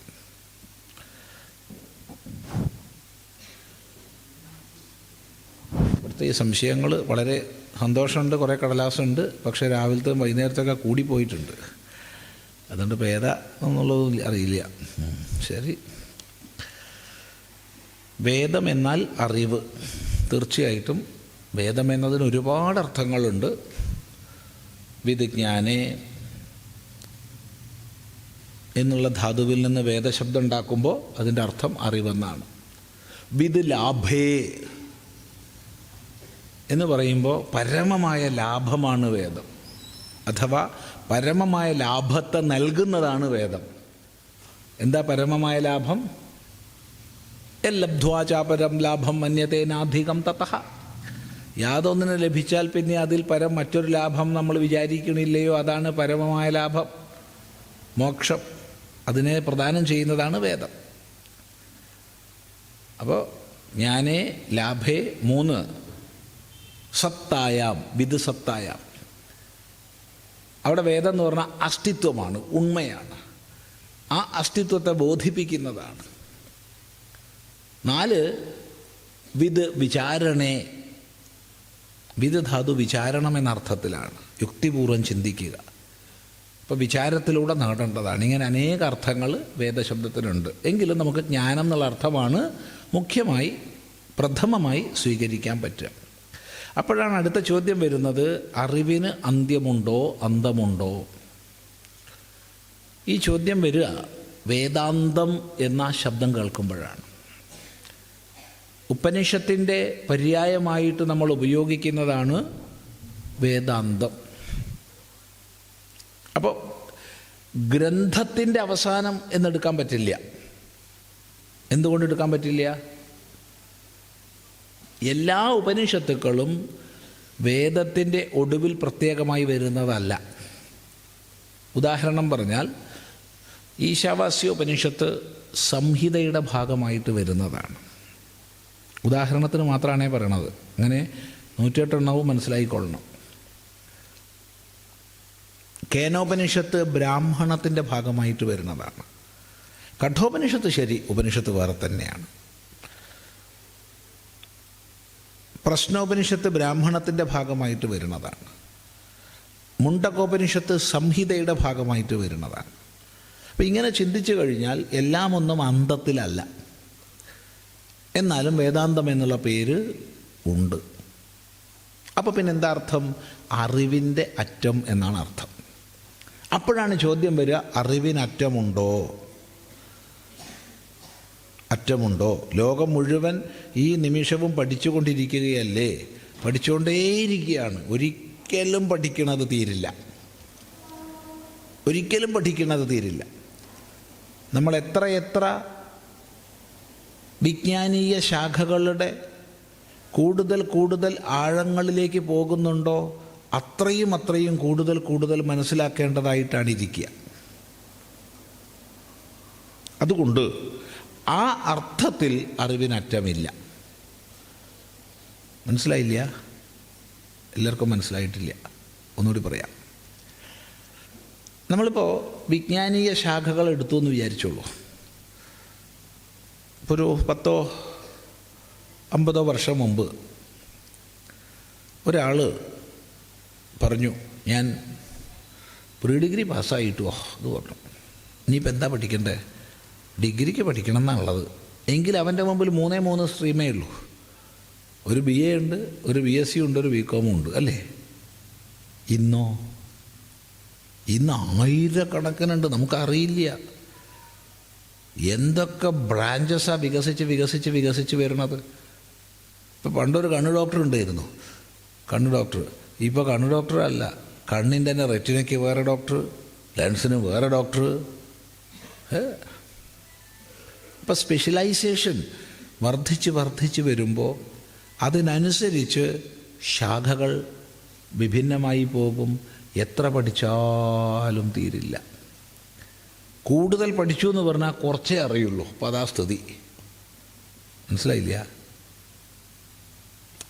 ഒന്നുകൂടി പറയാം. കൂടുതൽ പഠിച്ചു എന്ന് പറഞ്ഞാൽ കുറച്ചേ അറിയുള്ളൂ എന്നർത്ഥം. കാരണം സ്പെഷ്യലൈസേഷനാണത്. നമ്മൾ തമാശയ്ക്ക് പറയാറുണ്ട്, തമാശയ്ക്കാണേ ഉള്ളതല്ലേ. എനിക്കൊരു കുട്ടിയെ പരിചയമായി, വലിയ ഇഷ്ടമായി. അവളോട് ഞാൻ നല്ല പരിചയവും സ്നേഹമായി. അപ്പോൾ നോക്കുമ്പോൾ അത് 10ാം ക്ലാസ് പഠിക്കുക. 10ാം ക്ലാസ് പഠിക്കുമ്പോൾ, മോളെ നിനക്ക് എന്തൊക്കെ അറിയാം, എന്തൊക്കെ വിഷയം നീ പഠിക്കുന്നുണ്ട്? സ്വാമി എനിക്കെല്ലാം അറിയാം.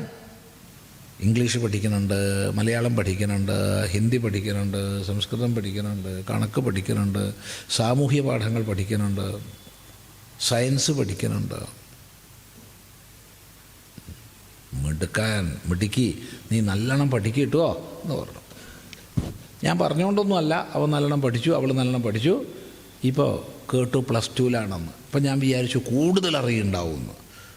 അന്വേഷിച്ചപ്പോൾ പറഞ്ഞു ഇപ്പോൾ സയൻസ് മാത്രമേ അറിയുള്ളൂ.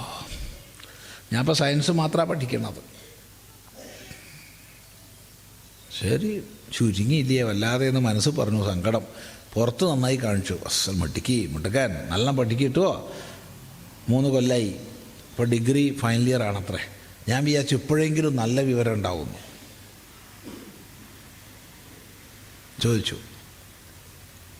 അപ്പോൾ ഇല്ല സ്വാമി, എനിക്കിപ്പോൾ ഈ ഷഡ്പദങ്ങളെക്കുറിച്ച് അല്ലെങ്കിൽ വേണ്ട, എനിക്ക് ജീവജാലങ്ങളെക്കുറിച്ച് മാത്രമേ അറിയുള്ളൂ, സുവോളജി മാത്രമേ അറിയുള്ളൂ, വേറെ ഒന്നും പഠിക്കുന്നില്ല. ഇത്രയും ചുരുങ്ങി. സസ്യങ്ങളെക്കുറിച്ച് പോലും ഇല്ല. ഞാൻ സുവോളജി മാത്രമാണ് പഠിക്കുന്നത്. മനസ്സിൽ വല്ലാത്തൊരു സങ്കടം. ചോദിക്കേണ്ടയില്ലായിരുന്നു. എന്നാലും പുറത്ത് പറഞ്ഞു, നന്നായി മിടുക്കൻ, നല്ല പഠിക്കൂ കിട്ടുമോ. കൊല്ലം 2 കഴിഞ്ഞപ്പോൾ കേട്ടു അവൻ ഫൈനൽ ഇയറാണ് പോസ്റ്റ് ഗ്രാജുവേഷൻ ക്ലാസ്സിൽ, MScക്കാണ്. അപ്പം ഞാൻ വിചാരിച്ചു എല്ലാം അറിയുണ്ടാവും, വിവരം കൂടിയിട്ടുണ്ടാവുമല്ലോ. അപ്പം അന്വേഷിച്ചപ്പോൾ പറഞ്ഞെന്താണെന്നറിയോ, എല്ലാ ജന്തുക്കളെക്കുറിച്ചൊന്നും എനിക്കറിയില്ല, ഞാൻ ഷഡ്പദങ്ങളെക്കുറിച്ച് മാത്രമാണ് പഠിക്കണത്, ആർത്രോപോഡകളെക്കുറിച്ച്. വല്ലാത്തൊരു സങ്കടം. എന്നാലും പുറത്ത് പറഞ്ഞു മിടുക്കൻ നല്ലോണം പഠിക്കിട്ടുവോ. കൊല്ലം 3 കഴിഞ്ഞു. ഇപ്പോൾ കേട്ടു അവൻ റിസർച്ച് ചെയ്യാണ്, PhD ആണ്. അപ്പം ഞാൻ വിചാരിച്ചു ഡോക്ടർ ഓഫ് ഫിലോസഫിയൊക്കെ അല്ലേ ആവാൻ പോണത്, അപ്പോൾ വിവരം കൂടുതലുണ്ടാവുമായിരിക്കും എന്ന് വിചാരിച്ചു. ചെന്ന് ചോദിച്ചപ്പോൾ അവൻ പറഞ്ഞത്, സ്വാമി ഞാൻ MSc പഠിച്ചപ്പോൾ ഒരു പ്രത്യേകതരം പാറ്റയെക്കുറിച്ച് പഠിച്ചിരുന്നു. അതിൻ്റെ മുൻകാലിന് എത്ര രോമമുണ്ടെന്നാണ് ഞാൻ ഗവേഷണം ചെയ്യുന്നത്. എടാ മഹാഭാവി, നീ എന്താ പിൻകാലം ഒഴിവാക്കിയത്? പിൻകാല് ലൂസിയാന യൂണിവേഴ്സിറ്റിയിൽ വേറൊരാൾ പ്രബന്ധം തയ്യാറാക്കി PhD മേടിച്ചിട്ടുണ്ട്. നീ നന്നായി പഠിക്കുമെന്ന് പറഞ്ഞു. ഇനി മേലിൽ ഞാൻ അവൻ്റെ അടുത്ത് പോകില്ല എന്ന് ഉറപ്പിച്ചു. ഇത് തമാശയ്ക്ക് പറയുകയാണെന്ന് തോന്നും. ഇതാണ് നമ്മുടെ ഇന്നത്തെ ഒരു സ്പെഷ്യലൈസേഷൻ്റെ ദോഷം. ഗുണമുണ്ട് കേട്ടോ, സ്പെഷ്യലൈസേഷൻ കൊണ്ട് ഗുണമുണ്ട്. കാരണം ഒരു വിഷയത്തെ കൂടുതൽ ആഴത്തിൽ പഠിക്കാൻ പറ്റും എന്നുള്ളത് സ്പെഷ്യലൈസേഷൻ്റെ ഗുണമാണ്. പക്ഷേ ഇങ്ങനെ ചിന്തിച്ചാൽ ഒരിക്കലും അറിവിനറ്റുണ്ടാവില്ല. പഠിക്കും തോറും പഠിക്കേണ്ടതായിട്ടാണ് ഇരിക്കുന്നത്. പിന്നെ എങ്ങനെയാണ് വേദാന്തം എന്ന് പറയുന്നത്? ചോദ്യം. 2 ഉത്തരമുണ്ട്. ഒന്നാമത്തെ ഉത്തരം നോക്കൂ, അറിയപ്പെടുന്ന പദാർത്ഥങ്ങളെക്കുറിച്ചുള്ള അറിവിന് അറ്റുണ്ടാവില്ല. ഇപ്പം പറഞ്ഞതൊക്കെ അറിയപ്പെടുന്ന പദാർത്ഥങ്ങളെക്കുറിച്ചുള്ള അറിവാണ്, ദൃശ്യത്തെക്കുറിച്ചുള്ള അറിവാണ്. ഇവയെ മുഴുവൻ കണ്ടറിയുന്ന ഞാനാര്? ഇവയെ മുഴുവൻ അനുഭവിക്കുന്ന ഞാനാര്? ഇവയെ മുഴുവൻ അറിയുന്ന ഞാനാര്? ഞാൻ ഏകനാണ്. ഞാൻ പലതില്ല. ആത്മാ ഏകമാണ്. ദൃക് സ്വരൂപമേകമാണ്. ദൃശ്യം നിരവധിയാണ്. ദൃശ്യത്തെ സംബന്ധിക്കുന്ന അറിവിന് അറ്റമില്ല, അവിടെ വേദാന്തം ഇല്ല. എന്നാൽ ദൃക്കിനെ, എല്ലാത്തിനെയും അറിയുന്നവൻ ഞാൻ, ആ എന്നെക്കുറിച്ചുള്ള അറിവ് വേദത്തിൻ്റെ അറിവിൻ്റെ അന്തം, ഏകം. ഇതാണ് ഒരു വ്യാഖ്യാനം. രണ്ടാമത്തെ വ്യാഖ്യാനം, ഈ പ്രപഞ്ചത്തിലെ വൈവിധ്യപൂർണങ്ങളായ വിഷയങ്ങളുടെ പിന്നാലെ പോയി കഴിഞ്ഞാൽ അതിന് അന്തമുണ്ടാവില്ല. അതുകൊണ്ട് ഒരിക്കലും അറിവിനറ്റുണ്ടാവില്ല. എന്നാൽ എല്ലാ പദാർത്ഥങ്ങളും ആത്യന്തികമായി നിലകൊള്ളുന്നത് ഉണ്ട് എന്ന ഉണ്മയിലാണ്. ഉണ്മയാണ്. ഇപ്പം ഇപ്പം മുമ്പിൽ ഈ ഒരു നിലവിളക്ക് വെച്ചിട്ടുണ്ട്. അതിൽ എണ്ണ ഒഴിച്ച് തിരിയിട്ട് ആ തിരികിലൂടെ എണ്ണ കത്തിക്കൊണ്ടേയിരിക്കുകയാണ്. നമ്മൾ വിഡ്ഢിത്തം പറയാറുണ്ട് വിളക്ക് കത്തിച്ചു എന്ന്, ഇല്ലേ? വിളക്കാരെങ്കിലും കത്തിക്കാറുണ്ടോ? പൈസ കൊടുത്ത് വാങ്ങിയ വിളക്ക് കത്തിക്കുക? വിളക്ക് കത്തിക്കണമൊന്നുമില്ല. നമ്മൾ എണ്ണയാണ് കത്തിക്കണത്. എന്നാലും വിളക്ക് കത്തിച്ചു എന്ന് പറയും. ഇരിക്കട്ടെ. ഈ വിളക്ക് അവിടെ ഉണ്ട്. ഞാൻ സങ്കല്പിക്കുന്നു ഈ വിളക്കുണ്ട്. ഈ വിളക്കൊരു 5 കിലോഗ്രാം ഉണ്ടെന്ന് സങ്കല്പിക്കുന്നു. 5 കിലോഗ്രാം ഓട് കൊണ്ടുണ്ടാക്കിയ വിളക്കാണ്. അപ്പോൾ ഓട്ട് വിളക്ക് അല്ലെങ്കിൽ ഓട് വിളക്ക്. എത്ര കിലോഗ്രാം ഓടുണ്ട്? 5. എത്ര കിലോഗ്രാം ആണ് ഓട്ട് വിളക്കിൻ്റെ തൂക്കം പറഞ്ഞത്? 5. എത്ര കിലോഗ്രാം വിളക്കുണ്ട്? 0. വിളക്കിന് തൂക്കമില്ല. 5 കിലോഗ്രാം ഓട്, 5 കിലോഗ്രാമാണ് ഓട് വിളക്കിൻ്റെ തൂക്കം. പക്ഷെ വിളക്കിന് തൂക്കമില്ല. പിന്നെ ആ തൂക്കം ഏതാ? ഓടിൻ്റെ തൂക്കമാണ്. ശരി, ഇത് ഞാൻ ഉരുക്കി ഒരു ഉരുളിയാക്കിയാൽ അത് 5 കിലോഗ്രാമുള്ള ഓട്ടുരുളി. ഓടിൻ്റെ തൂക്കം 5 കിലോഗ്രാം, ഓട്ടുരുളി 5 കിലോഗ്രാം. ഉരുളിയുടെ തൂക്കം ഇല്ല, ഉരുളിക്ക് തൂക്കമില്ല. മനസ്സിലാക്കുക. അപ്പോൾ നാമരൂപാത്മകമായുള്ളത് ആത്യന്തികമായി ഉള്ളതല്ല എന്ന് മനസ്സിലാക്കി. അത് വെറും പ്രതിഭാസം മാത്രം. അത് വെറും പ്രതിഭാസം മാത്രം. ശരി, എങ്കിലിവിടെ ഓടുണ്ടെന്ന് പറഞ്ഞു. ഈ ഓട് ഏതുവരെ ഉണ്ട്? ഓടുണ്ടെന്നാണ് ഇപ്പം മനസ്സിലാക്കിയത്. വിളക്കില്ല, വിളക്ക് പോയി. മനസ്സിലായല്ലോ?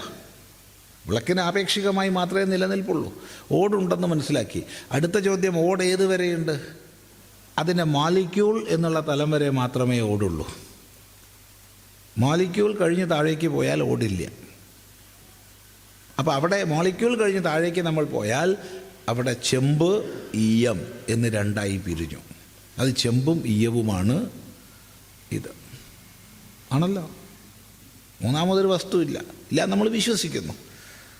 ചിലപ്പം മാലിന്യങ്ങൾ ചിലതൊക്കെ ഉണ്ടാവും. പക്ഷെ ശുദ്ധമായ ഓടാണെങ്കിൽ അതിൽ ചെമ്പും ഈയവുമാണ്. ശരി, ഇപ്പോൾ ഓടുണ്ടോ? ഇല്ല. ഇപ്പം ചെമ്പിൻ്റെ ആറ്റവും ഈയത്തിൻ്റെ ആറ്റവുമാണ്. ശരി, ഇനി നമ്മൾ ആറ്റം എന്നുള്ളതിനേക്കാൾ താഴേക്ക് പോകുന്നു, സബറ്റാമിക് പാർട്ടിക്കിളിലേക്ക് പോകുന്നു. ചെമ്പുണ്ടോ? ഇല്ല. ആറ്റം എന്നുള്ളത് ചെമ്പ് വരെയേ ഉള്ളൂ. ഈ ഈയം എന്നുള്ളത് ആറ്റം വരെയേ ഉള്ളൂ. ആറ്റത്തിനേക്കാൾ താഴേക്ക് പോയാൽ ചെമ്പും ഇല്ല, ഈയോ ഇല്ല. പിന്നെ എന്താ ഉള്ളത്? ഒരു ന്യൂക്ലിയസും അതിന് ചുറ്റും ഇലക്ട്രോണുകളും. ഒന്നും കൂടി ലളിതമായി പറഞ്ഞാൽ ഒരു കേന്ദ്രത്തിന് ചുറ്റുമുള്ള ശക്തി സ്പന്ദനങ്ങളാണ് ഇലക്ട്രോണുകൾ. ശക്തി സ്പന്ദനങ്ങളാണ്, വെറും ശക്തി സ്പന്ദനങ്ങളാണ് ഇലക്ട്രോണുകൾ. ദ്രവ്യത്വം ഇല്ല അതിനോ. ദ്രവ്യത്വം ഇല്ല എന്ന് പറഞ്ഞാൽ തെറ്റാണ്, പക്ഷെ ദ്രവ്യത്വം പരിഗണിക്കപ്പെടേണ്ട ദ്രവ്യത്വം ഇല്ല, അങ്ങനെ പറയാം. അത് കേവലം ശക്തി സ്പന്ദനമാണ്. അപ്പം ഞാൻ എന്ത് മനസ്സിലാക്കി? ഉള്ളത് കേവലം ശക്തി സ്പന്ദനാണെന്ന് മനസ്സിലാക്കി. ശക്തി സ്പന്ദനം ഉണ്ടാവണമെങ്കിൽ അതിൻ്റെ അടിസ്ഥാനം വേണ്ടേ? വേണം. ആ സ്പന്ദനത്തിനൊരു ആസ്പദം വേണം. അതാണ് ഉണ്മ, അസ്തിത്വം, സത്ത. എന്താണ് ഈ ഉണ്മ എന്നുള്ള അറിവാണ് ഏകമായ വേദാന്തം.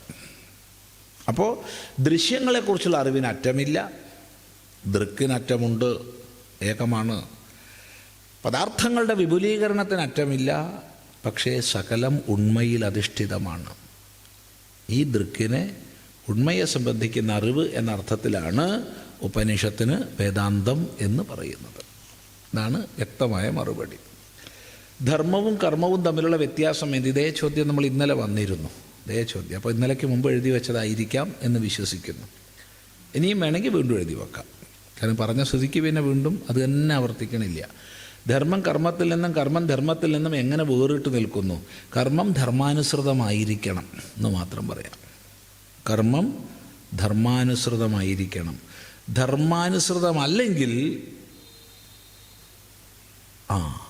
അല്ലെങ്കിൽ ധർമ്മവിരുദ്ധമാണെങ്കിൽ നമ്മൾ കർമ്മം എന്ന് പറയില്ല, വികർമ്മം എന്നാ പറയുക. മനസ്സിലായില്ല? അയാൾ മഹാഭാവി, അവനെ കൊന്നുകളഞ്ഞു. അപ്പം അവനെ കൊല്ലുക എന്ന കർമ്മം ചെയ്തു എന്ന് പറഞ്ഞാൽ തെറ്റാണ്. കൊല്ലുക എന്ന വികർമ്മം ചെയ്തു എന്നാണ് പറയേണ്ടത്, അത് കർമ്മമല്ല. കൊല്ലുക എന്ന കർമ്മം ചെയ്തു എന്ന് പറഞ്ഞാൽ അത് നമ്മുടെ ന്യായവ്യവസ്ഥ അനുസരിച്ച് ഒരാളെ വധശിക്ഷയ്ക്ക് വിധിച്ച് അയാളെ തൂക്കിലേറ്റിയാൽ വേണമെങ്കിൽ നമുക്ക് പറയാം കൊന്നു എന്ന കർമ്മം ചെയ്തു എന്ന് പറയാം. ഇനി ദയാവധം നിലവിലുള്ള രാജ്യങ്ങളിൽ അങ്ങനെ ചെയ്താലും പറയാം, കൊന്നു എന്ന കർമ്മം ചെയ്തു എന്ന് പറയാം. ദയാവധം നിലവിലുള്ള രാജ്യങ്ങളിൽ നമുക്കില്ല, ഇപ്പം നമുക്കില്ല. അല്ലാത്ത കാലത്തുള്ളത് വികർമ്മമാണ്. ശ്രദ്ധിക്കുക. എന്തുകൊണ്ടാണ് ഇന്നത്തെ ഹിന്ദു സമൂഹത്തിൽ ഏറിയ പങ്കിനും തങ്ങളുടെ മതസംസ്കാരത്തെക്കുറിച്ചോ വേദങ്ങളെക്കുറിച്ചോ ഗീതയെക്കുറിച്ചോ രാമായണത്തെക്കുറിച്ചോ കുറഞ്ഞപക്ഷം സന്ധ്യാനാമജപത്തെക്കുറിച്ച് പോലും അറിവില്ലാത്തത്? അമ്മമാർ കൊടുക്കാത്തതുകൊണ്ട്, അച്ഛന്മാർ കൊടുക്കാത്തതുകൊണ്ട്, കുടുംബമല്ലാതാകുന്നത് കൊണ്ട്. ഒന്ന് ഓർമ്മിക്കുക, നൂറ്റാണ്ടുകൾ നീണ്ടുനിന്ന വൈദേശികാധിപത്യം, പ്രത്യേകിച്ച് മതാധിഷ്ഠിത സാമ്രാജ്യത്വ അധിനിവേശം ഇവിടെ ഉണ്ടായിട്ടും ഈ സനാതനധർമ്മം നശിക്കാതെ നിലനിന്നത് ഒറ്റ കാരണം കൊണ്ടാണ്. കുടുംബത്തിലൂടെ ആചരണവും ആശയങ്ങളും ആദർശങ്ങളും തലമുറയിൽ നിന്ന് തലമുറയിലേക്ക് പകർന്നു നൽകപ്പെട്ടതുകൊണ്ടാണ്. നമ്മുടെ വിദ്യാലയം ഗൃഹമാണ്. നമ്മുടെ ഒന്നാമത്തെ ഗുരു അമ്മയാണ്, പിന്നെ അച്ഛനാണ്, പിന്നെയാണ് ആചാര്യന്മാർ വരുന്നത്. മനസ്സിലാക്കുക. ഈ അനിവാര്യതയൊക്കെ മറന്നുപോയിട്ട് നമ്മൾ എന്തിൻ്റെയൊക്കെയോ പിന്നാലെ നട്ടോട്ടോടാൻ തുടങ്ങി. ഓരോ അമ്മയും ഓരോ അച്ഛനും ചെയ്യേണ്ടുന്ന കർമ്മം ചെയ്യാതായി. അതിൻ്റെ ഫലമാണ് ഇപ്പോൾ പറഞ്ഞ ഒരു ശാസ്ത്രബോധവും ഇല്ലാത്ത ഒരവസ്ഥയിലേക്ക് നമ്മൾ ഇടക്കാലത്ത് അധപ്പതിച്ചു പോയത്. പക്ഷേ ഇപ്പം മാറ്റം വരുന്നുണ്ട്. വളരെയധികം യുവജനങ്ങൾ പഠിക്കാൻ സന്നദ്ധരായി മുന്നോട്ട് വരുന്നുണ്ട്. നിത്യകർമ്മങ്ങളും നൈമിത്തിക കർമ്മങ്ങളുമൊക്കെ അനുഷ്ഠിച്ച് മുന്നോട്ട് പോകുന്നവരുടെ എണ്ണം ഓരോ ദിവസം കഴിയുന്തോറും കൂടി വരികയാണ്. ധർമ്മശാസ്ത്രത്തിൽ ശ്രദ്ധ സമൂഹത്തിന് വർദ്ധിക്കുന്നുണ്ട്, ഒരു സംശയവുമില്ല. എന്നാൽ പൂർണ്ണമായ അറിവായി എന്നൊന്നും പറയുന്നില്ല, മാറ്റം വരുന്നുണ്ട്. നമ്മുടെ കൊച്ചു കേരളത്തിലെ മറ്റു മതവിഭാഗങ്ങളിലെ കുഞ്ഞുങ്ങൾക്ക് പോലും അവരുടെ സംസ്കാരം, വിശ്വാസങ്ങൾ, പ്രാർത്ഥനകൾ എന്നിവയിൽ മികച്ച നിലവാരം പുലർത്തുന്നു. തീർച്ചയായിട്ടും. കാരണം വീടുകളിൽ രാവിലെ ഉണർന്നാൽ അച്ഛൻ പള്ളിയിൽ പ്രാർത്ഥനയ്ക്ക് പോകുന്നത് കാണുന്നു, കണ്ടാണ് കുട്ടി വളരുന്നത്. ഉറങ്ങാൻ നേരത്ത് അച്ഛൻ പ്രാർത്ഥന കഴിഞ്ഞ് വരുന്നത് കാണുന്നു, അമ്മ പ്രാർത്ഥന ചെയ്യുന്നത് കാണുന്നു, കുടുംബ പ്രാർത്ഥനകൾ കാണുന്നു. സാമാന്യ ഗൃഹങ്ങളിൽ, ഹിന്ദു ഗൃഹങ്ങളിൽ എന്താ കാണുന്നത്? രാവിലെ വായും കൂടിയും കഴുകാണ്ട് ഒരു കാപ്പിയും കുടിച്ച് ന്യൂസ് പേപ്പറും വായിച്ച് ഒരു ബീഡിയും വലിച്ചിരിക്കുന്ന അച്ഛനെയാണോ? ഇപ്പോൾ ബീഡി വലി കുറച്ച് കുറഞ്ഞിട്ടുണ്ട് കേട്ടോ. വൈകുന്നേരം ആകുമ്പം കാണുന്നത് 4 കാലിൽ വരുന്ന അച്ഛൻ അമ്മയായിട്ട് ലഹള കൂടുന്നതാണോ? അല്ല, അച്ഛനും അമ്മയും അടുത്ത ക്ഷേത്രത്തിൽ പോവുകയും കുട്ടികളെയും കൂടി കൂട്ടിക്കൊണ്ടുപോവുകയും വീട്ടിൽ സന്ധ്യാജപം ചെയ്യുകയും മന്ത്രോപാസന ചെയ്യുകയും മറ്റും ചെയ്യുന്നത് നമ്മൾ വീട്ടിൽ കാണിച്ചു കൊടുക്കുന്നുണ്ടോ? കുട്ടികൾ അതിനനുസരിച്ച് വളരും, ഒരു സംശയവുമില്ല. മാതൃക കാണിക്കണം, വലിയ ഉപദേശം ചെയ്യരുത്. അത് നമ്മൾ മറന്നു പോകുന്നു. അതുകൊണ്ട് നമുക്ക് അധപ്പതനം വരുന്നു. മറ്റു മതങ്ങൾ ഒന്നിൻ്റെ പിന്നാലെയും പോയില്ല. മറ്റു മതങ്ങൾ ഒന്നിൻ്റെ പിന്നാലെയും പോയില്ല. ഉദാഹരണം പറഞ്ഞാൽ ഇറക്കുമതി ചെയ്ത പ്രത്യയ ശാസ്ത്രങ്ങൾ. ഏറ്റവും പ്രധാനമായി പറയട്ടെ, കമ്മ്യൂണിസം. ഒരുപാട് നന്മകൾ അതിനുണ്ട്, ഇല്ലയെന്ന് ഞാൻ പറയില്ല. കമ്മ്യൂണിസത്തിന് ഒരുപാട് നന്മകളുണ്ട്. പക്ഷേ നമ്മുടെ സഹസ്രാബ്ദങ്ങളിലൂടെ വളർന്നു വന്ന പാരമ്പര്യത്തെ മുഴുവൻ നിഷേധിച്ചു. എന്നാൽ അതിനെ സ്വീകരിച്ച ഇതര മതസ്ഥർ അവരുടെ മതാചരണങ്ങളെ ഒഴിവാക്കിയില്ല. അമ്പലം എന്നത് നാൽച്ചുമരല്ലേ, ഈശ്വരൻ എന്നത് കല്ലല്ലേ എന്നൊക്കെ നമ്മളെ പഠിപ്പിച്ചവർ അതേപോലെ പള്ളിയെക്കുറിച്ച് പാടിയില്ല. അമ്പലം ദുരാചാരത്തിൻ്റെ കേന്ദ്രമാണെന്ന് പഠിപ്പിച്ചപ്പോൾ പള്ളി അങ്ങനെയാണെന്ന് പറഞ്ഞില്ല. ഹിന്ദു പ്രാർത്ഥനകളും ഹിന്ദു വിശ്വാസങ്ങളും തെറ്റാണെന്ന് പഠിപ്പിച്ചപ്പോൾ ക്രിസ്ത്യൻ മുസ്ലിം വിശ്വാസങ്ങളെ തെറ്റാണെന്ന് പഠിപ്പിച്ചില്ല, പഠിപ്പിക്കാൻ അവരൊട്ട് സമ്മതിക്കുകയില്ല. ഇങ്ങനെ നൂറ്റാണ്ടുകളിൽ ദശകങ്ങൾ കടന്നു വന്നു. എനിക്ക് വ്യക്തിപരമായിട്ട് അറിയാം, കമ്മ്യൂണിസത്തിൽ വിശ്വസിച്ച് EMSൻ്റെ കൂടെ കൂടിയിട്ട് യജ്ഞോപവീതം പൊട്ടിച്ച 100-ലധികം നമ്പൂതിരി സമുദായത്തിൽപ്പെട്ടവരെ.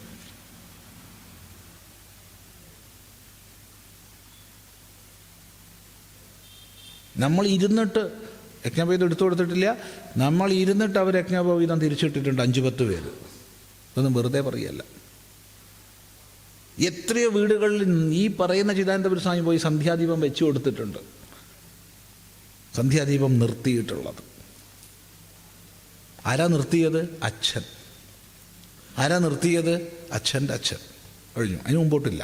അതിന് മുമ്പോട്ട് അത് പാലിച്ചിരുന്നു. അപ്പോൾ അച്ഛനും നിർത്തിച്ച സന്ധ്യാദീപം നമ്മൾ വെച്ചു കൊടുത്തിട്ടുണ്ട്. എന്തുകൊണ്ടാണ്? ഈ പറഞ്ഞ ഇസത്ത് പെട്ടിട്ടാ. എന്നാൽ ഇസത്ത് പെട്ടവരാരെങ്കിലും പള്ളിയിൽ പോകാതിരുന്നോ? ഇല്ല. ആരെങ്കിലും കുർബാന കൊള്ളാതിരുന്നോ? ഇല്ല. ആരെങ്കിലും ജുമാ നമസ്കാരത്തിന് പോകാതിരുന്നോ? ഇല്ല. ക്ഷേത്രത്തിൽ പോയാലോ? അയ്യോ, അത് അനാചാരം, അന്ധവിശ്വാസം. ഇങ്ങനെ വലിയൊരു ഗ്യാപ്പ് നമുക്ക് വന്നുപോയി. അതുകൊണ്ട് മാതൃധർമ്മം പാലിക്കാൻ അമ്മയ്ക്ക് കഴിയുന്നില്ല, ഒരു ഗ്യാപ്പ് വന്നുപോയി. പിതൃധർമ്മം പാലിക്കാൻ അച്ഛന് കഴിയുന്നില്ല, ഒരു ഗ്യാപ്പ് വന്നുപോയി. ഇതാണ് സത്യം, അല്ലേന്ന് ചിന്തിക്കുക.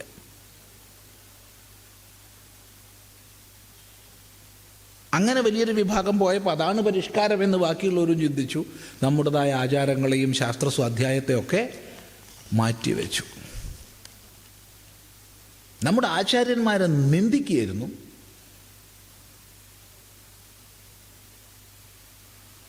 ക്രിസ്തീയ സമൂഹത്തിലെ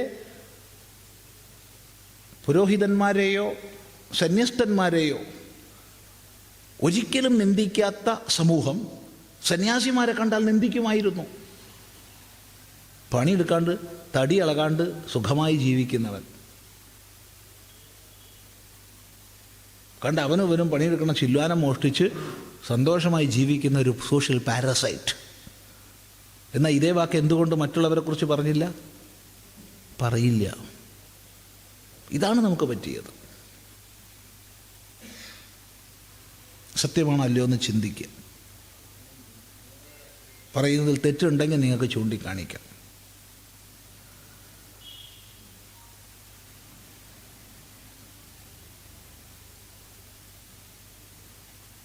ഇവയ്ക്ക് അതിനുള്ള ജാതി മത സംഘടനയും ചട്ടക്കൂടും അതിനുള്ള സംവിധാനങ്ങൾ ചെയ്യുന്നു.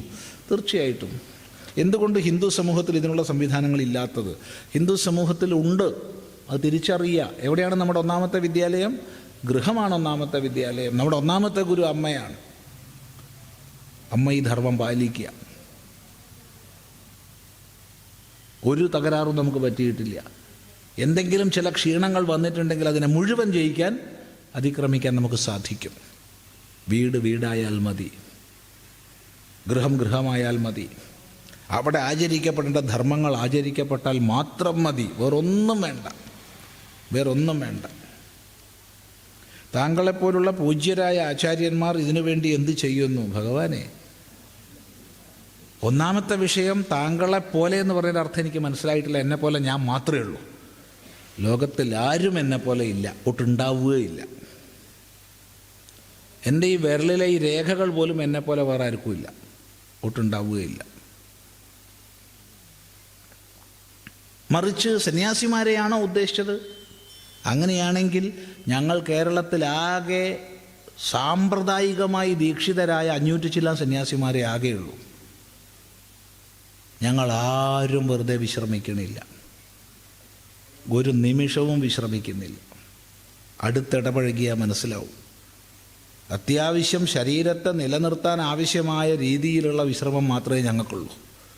ബാക്കി സമയം മുഴുവൻ ഈ സമൂഹത്തിൽ പ്രവർത്തിക്കുകയാണ്. നിങ്ങൾ നോക്കിക്കൊള്ളൂ ജീവിതം, അപ്പം മനസ്സിലാവും.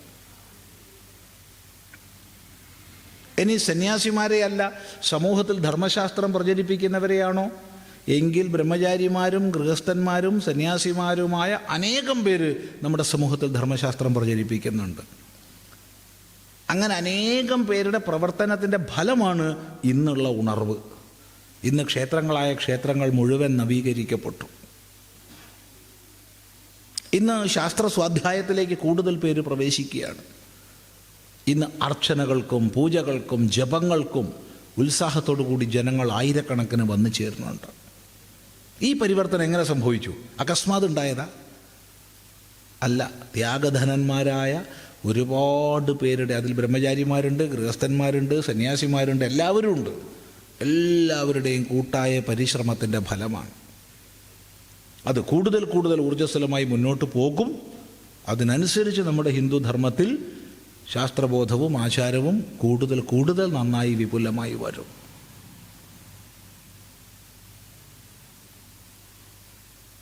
സിദ്ധിനാഥാനന്ദ സ്വാമികൾ മഹാനായ തത്വജ്ഞാനി എന്ന പോലെ തന്നെ ഒരു ഒറ്റയ്ക്കാകുമ്പോൾ വലിയ വലിയ തമാശകൾ പറയുന്ന ഒരു മഹാനായിരുന്നു. സുന്ദരമായ ഭാഷയുടെ ഉടമസ്ഥനാണ് സ്വാമിജി. സ്വാമിജിയുടെ പുസ്തകങ്ങൾ നിങ്ങളൊന്ന് എഴുതി വായിച്ചു നോക്കൂ. ഒരു പേജ് വായിക്കാമെന്ന് വിചാരിച്ചാൽ പുസ്തകം മുഴുവൻ വായിച്ചിട്ടേ താഴെ വയ്ക്കുള്ളൂ. അങ്ങനത്തെ ഭാഷയാണ്. അപ്പോൾ സ്വാമിജി ഒരിക്കൽ പറഞ്ഞു, പ്രവൃത്തിമാർഗം ഉപേക്ഷിച്ച് നിവൃത്തിയെ സ്വീകരിച്ചവരാണ് സന്യാസിമാർ. എന്നാൽ എൻ്റെ ചിദാനന്ദ സ്വാമി, ഇന്ന് സന്യാസിമാർക്ക് പ്രവൃത്തി കൊണ്ടൊരു നിവൃത്തിയുമില്ല. സത്യമാണത്. ഒരു നിമിഷം വിശ്രമമില്ലാണ്ട് ഓടുകയാണ്. ഞങ്ങളുടെയൊക്കെ ജീവിതം നിങ്ങൾ നോക്കൂ. ഇനി എങ്ങോട്ട് ചെയ്യാനാ? ഇനിയും ചെയ്യാൻ വയ്യ. അപ്പോൾ ഈ ഇരിക്കുന്ന ഓരോരുത്തരും ചെയ്യുക. നമുക്ക് പോപ്പില്ല, നമുക്ക് ബിഷപ്പില്ല, നമുക്ക് കർദിനാളില്ല, നമുക്ക് പുരോഹിതന്മാരില്ല. നമുക്ക് ആരെയുള്ളൂ? നമ്മളേ ഉള്ളൂ. ഈ ധർമ്മം പ്രചരിപ്പിക്കേണ്ടത് നമ്മുടെ ഓരോരുത്തരുടെയും കർത്തവ്യമാണ്, എൻ്റെ കർത്തവ്യമാണ്. ഈ തിരിച്ചറിവോടുകൂടി പ്രവർത്തിക്കുക, ഈ തിരിച്ചറിവോടുകൂടി പ്രവർത്തിക്കുക. ഓരോരുത്തരും, അല്ലാതെ നമുക്ക് പ്രത്യേകം തിരഞ്ഞെടുക്കപ്പെട്ട വേറെ ആരുമില്ല. അത് മനസ്സിലാക്കുക. അതുകൊണ്ട് ദയവ് ചെയ്ത് നിങ്ങൾ എന്ത് ചെയ്യുന്നു എന്ന് ചോദിക്കരുത്, പകരം ഞാൻ എന്ത് ചെയ്യുന്നു, ഇതായിരിക്കണം ചോദ്യം. നിങ്ങൾ എന്ത് ചെയ്യുന്നു എന്ന് ചോദിക്കാൻ, ഉദാഹരണത്തിന് ഈ വ്യക്തിയെ ഇവിടെ കാണുന്നുണ്ടെങ്കിൽ ഇയാൾ പ്രവർത്തിക്കുന്നുകൊണ്ടാണല്ലോ. അല്ലെങ്കിൽ കൊളത്തൂർ ജീവിക്കുന്ന ഇയാൾ ഇവിടെ എത്തുമോ? ഹിമാലയത്തിൽ ജീവിച്ചിരുന്ന ആൾ കൊളത്തൂരെത്തുമോ? ഗുജറാത്തിൽ ജീവിച്ചിരുന്ന ആൾ ഹിമാലയത്തിലെത്തുമോ? പ്രവർത്തിക്കുന്നുകൊണ്ടാണല്ലോ എത്തുന്നത്. മനസ്സിലാക്കുക.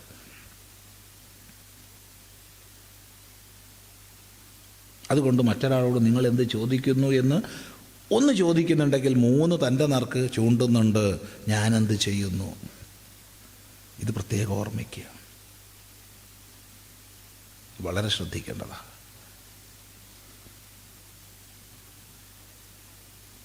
ഒരു